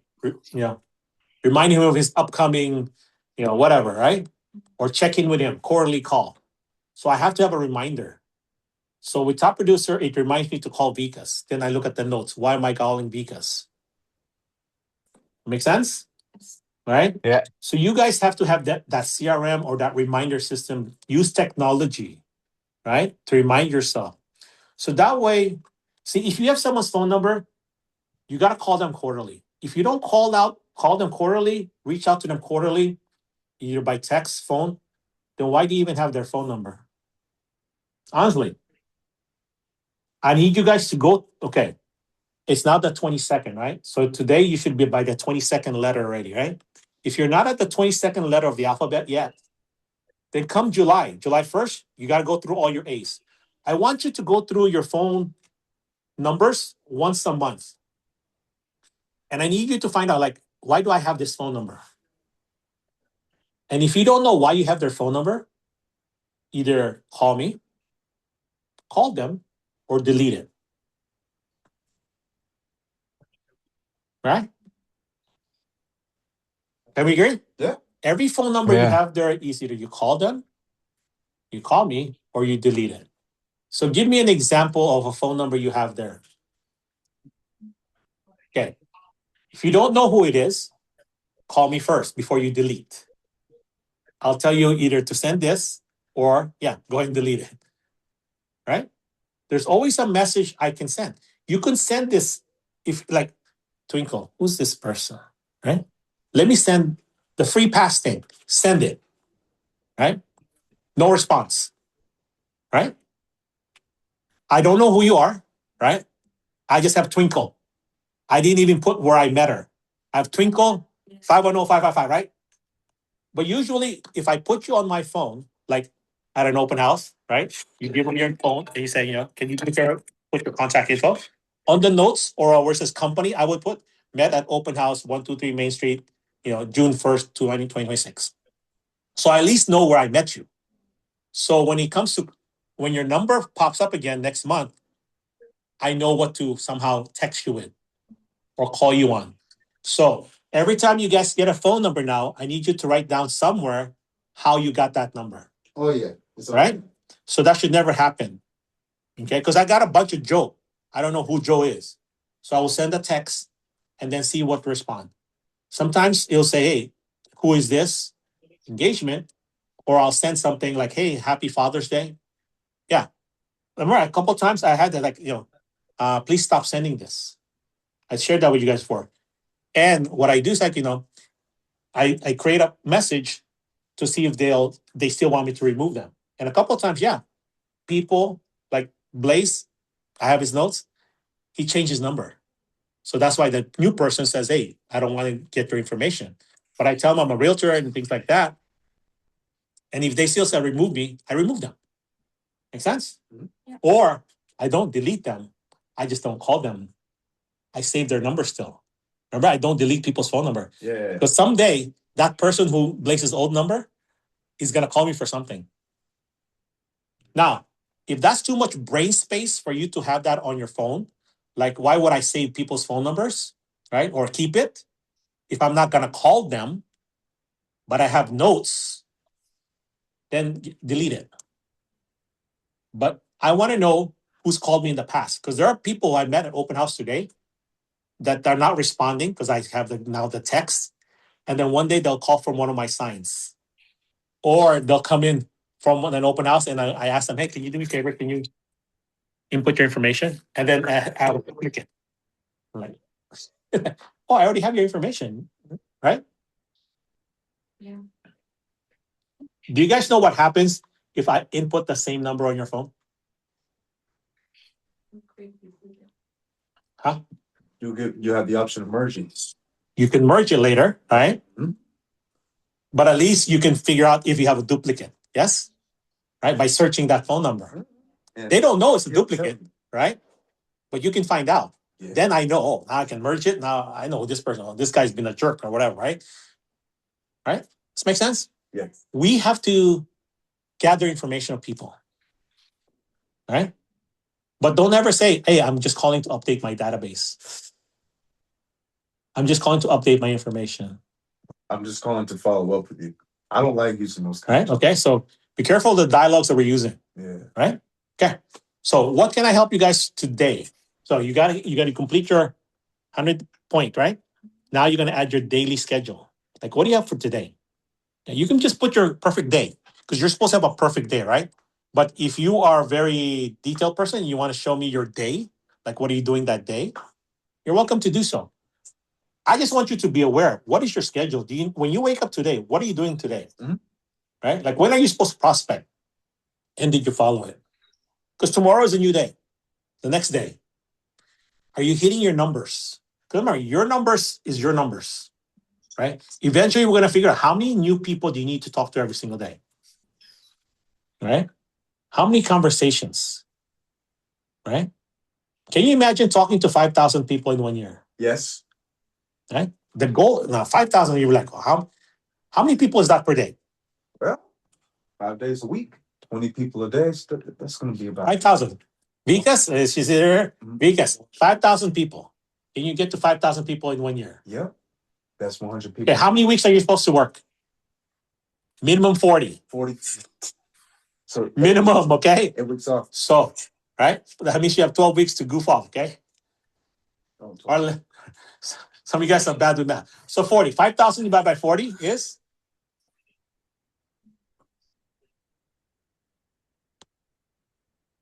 Mm. 5,000 divided by 40. 125. 1250, right? 1250? 5,000 divided by 40? Oh, divided by 40. Sorry. 125. 125, right? Yeah. 80. 125, right? 125, Yeah. 125 per week. Yeah? How Yeah. many days are you supposed to be working? 5 Five. days. 5. That's So can 25. you talk to 25 people a day? Yes. Let me ask you, is it possible? Yes. And it's probable. No, we're not even talking probable yet. Is it possible to talk to 25 people a day, to talk to 125 in 1 week? Honestly, Yes, it is. okay. Now you're step one. You took the first step, Clementina. Thank you, right? Emma, thank you. Now, if you ever get to a point where you says, I talked to 10, don't know where to find the other 15. You called for sale by owners expires or you didn't. You're done with your leads.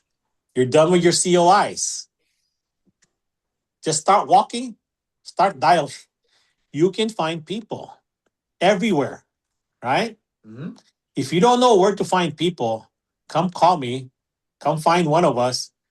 Let's go, right? Pretty? So, do the 25 people have to be new people, or if we are calling the Okay. Do they have to be new? Right now, not yet. If you want to grow, now I can't call my mom every day and count her as one. Yeah? Yeah. Right. Okay. Or my husband as one, right? Or your spouse, right? You can't call your spouse, right?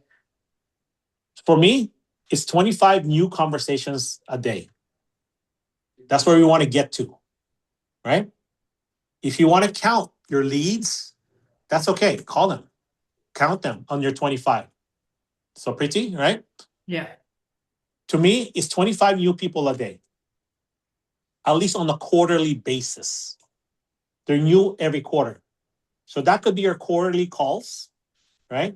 But to me, it's easier to count 25 strangers. Remember, I would have called expired for sale by owners if there is any. There's not much in where we are, right? Leads, I probably have like 5 to 10, max maybe 20 people I need to call. Okay.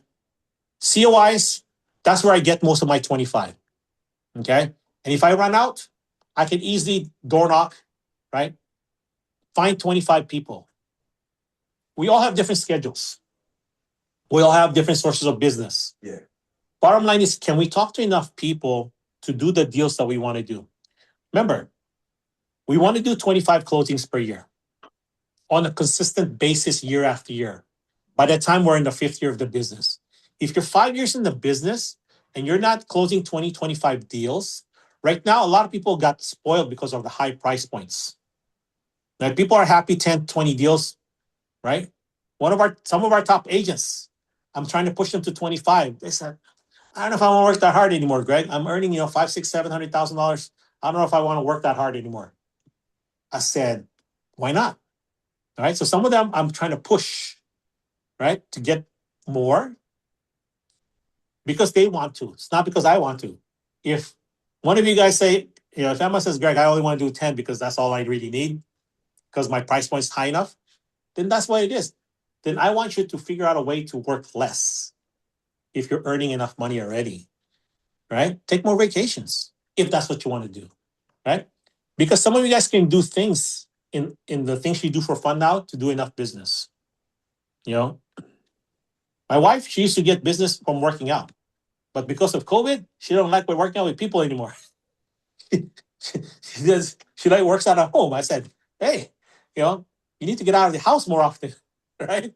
If you want to do more business, right? And that's what she's starting to, do. I tease her, but that's what it is. You want to do more business, get out of the house, get out of the office, and talk to more people. Have more coffee with people, have more lunch. That's what I'm doing. Right? Connect with people. Mm-hmm. COVID has spoiled us. Okay. Now we just need to go out there and do more fun stuff. Right? Okay. Anybody have a dog? Yes. Do you have an Intero or real estate shirt for your dog? I can get that from Mark for, right? Just put there. Ask me about real estate on your dog. So cute. That is real cute. Right? Or on your cat. The golden doodle, right? Labradoodle. Okay. Put that on. Ask me about real estate. Not ask my owner for real estate. No. Ask me about real estate. And make sure you have your name. Intero may be your name, right? Phone number there. Ask me about real estate. Put their name and your phone number. Okay? That'll be a topic of conversation. Yeah. Are we clear? Yes. You can choose to do that or not. Don't get one of those. Don't touch me. I'm a service dog. Don't get one of those. I've been seeing more of those lately. Right? Right? Don't get. Don't you want people to touch your dog? Okay, guys. All right. Think of that. Right. Right. So you think of those little things. Right. I know some of you guys don't want to put magnets on your car. Right. Right. That's okay. Do other things though. Right. So come up with ideas like that and let's see who has the best idea. Right. So I want to see a picture of your dog that says, ask me about real estate. How about pictures of house, right? You can do fun stuff like that, right? Because I know some of you guys dress up your dog, okay? Now I need you just put different things on it, right? Okay. And you can do the same thing when you're working out. So what are you guys going to do next to generate business, right? What is it? Short of tattooing, ask me about real estate on your forehead, right? What else can you do? But see, to me, the newsletter, the 32 touch points is the easiest way to reach out to people who you don't really want to bother. Because it's going out quietly, right? Mm-hmm. You're calling them, hey, how's the family? What's going on, right? You should know if they have family in the area or where do their relatives live, right? The more people we know, the more people that know us, the more potential business we can get, right? So, pop quiz, Blaze. Did you add those two brothers into your newsletter already? Okay. Did you get the phone number for that contractor, the house that you and Deborah met? Right? Okay. Okay, all right. Deborah, are you there, Deborah? Yes, no? Deborah is somewhere now. Okay, she can't talk. Okay, but this I'm is an here. assignment. Sorry, I'm here. Okay, all right. So, you heard what I said to Blaze, right? Yes, he was supposed to go get the Right. contact information and send Okay, it. I'm gonna pick on Blaze because he came in late to our class today, right? Physically. Right. Physically, right? Okay, so how come he didn't get that phone number yet? Because he lives in the neighborhood, right? Right, Deborah? Right? Blaze? Yes. There's a reason. We don't know what that is. But if you put enough importance on these little things, like everybody can do little things better, right? Like I just teased Blaze about the two brothers we met last week, right? Yeah. You need to put that on your newsletter. Yeah. We know where they live, right? Right? We know the physical address. Yeah. But you know where they live. You should have asked that information already. Like, by the way, what's your address in Baywood, right? And what's the address of the brother? Remember, I told you we know Slate. I told you put his name on Slate. Slate Drive in Union City, put his last name. You can find his address. So by the end of today, Blaze, I need to know where they live, right? Both of those. Say, I got them. Add them to your newsletter. See, because this is how easy it is to get people on your newsletter system. Okay? We know enough people. We just got to put them in there. And if you think it's wasteful, waste the money. Trust me. The sooner you guys get to 1,000 mailer, the more sooner you're going to get to a steady amount of business. This is how I get referrals, guys. Okay. When I attend parties, people talk to me, right? They overhear. When I call them quarterly, pop up, right? That's why I challenge some of you guys. You guys who door knock or who's out there in the public, who's doing open house, you will meet my clients. When you find out, how'd you find out about the property? I live in an area, whatever, right? You say, by the way, do you guys know a realtor you can call and trust? Okay. I challenge you guys to convert any of my clients, right? I've told you guys that before. If you meet any of my friends, some of you guys have already, okay? Unfortunately, they have mentioned my name, okay? If you ever challenge me, okay, take on the challenge and convert them, right? Because if I found out that you guys convert one of my clients, it's my fault. I didn't do a good enough job of keeping in touch or keeping them my clients. Does that make sense? Mm-hmm. Right? It's the same thing.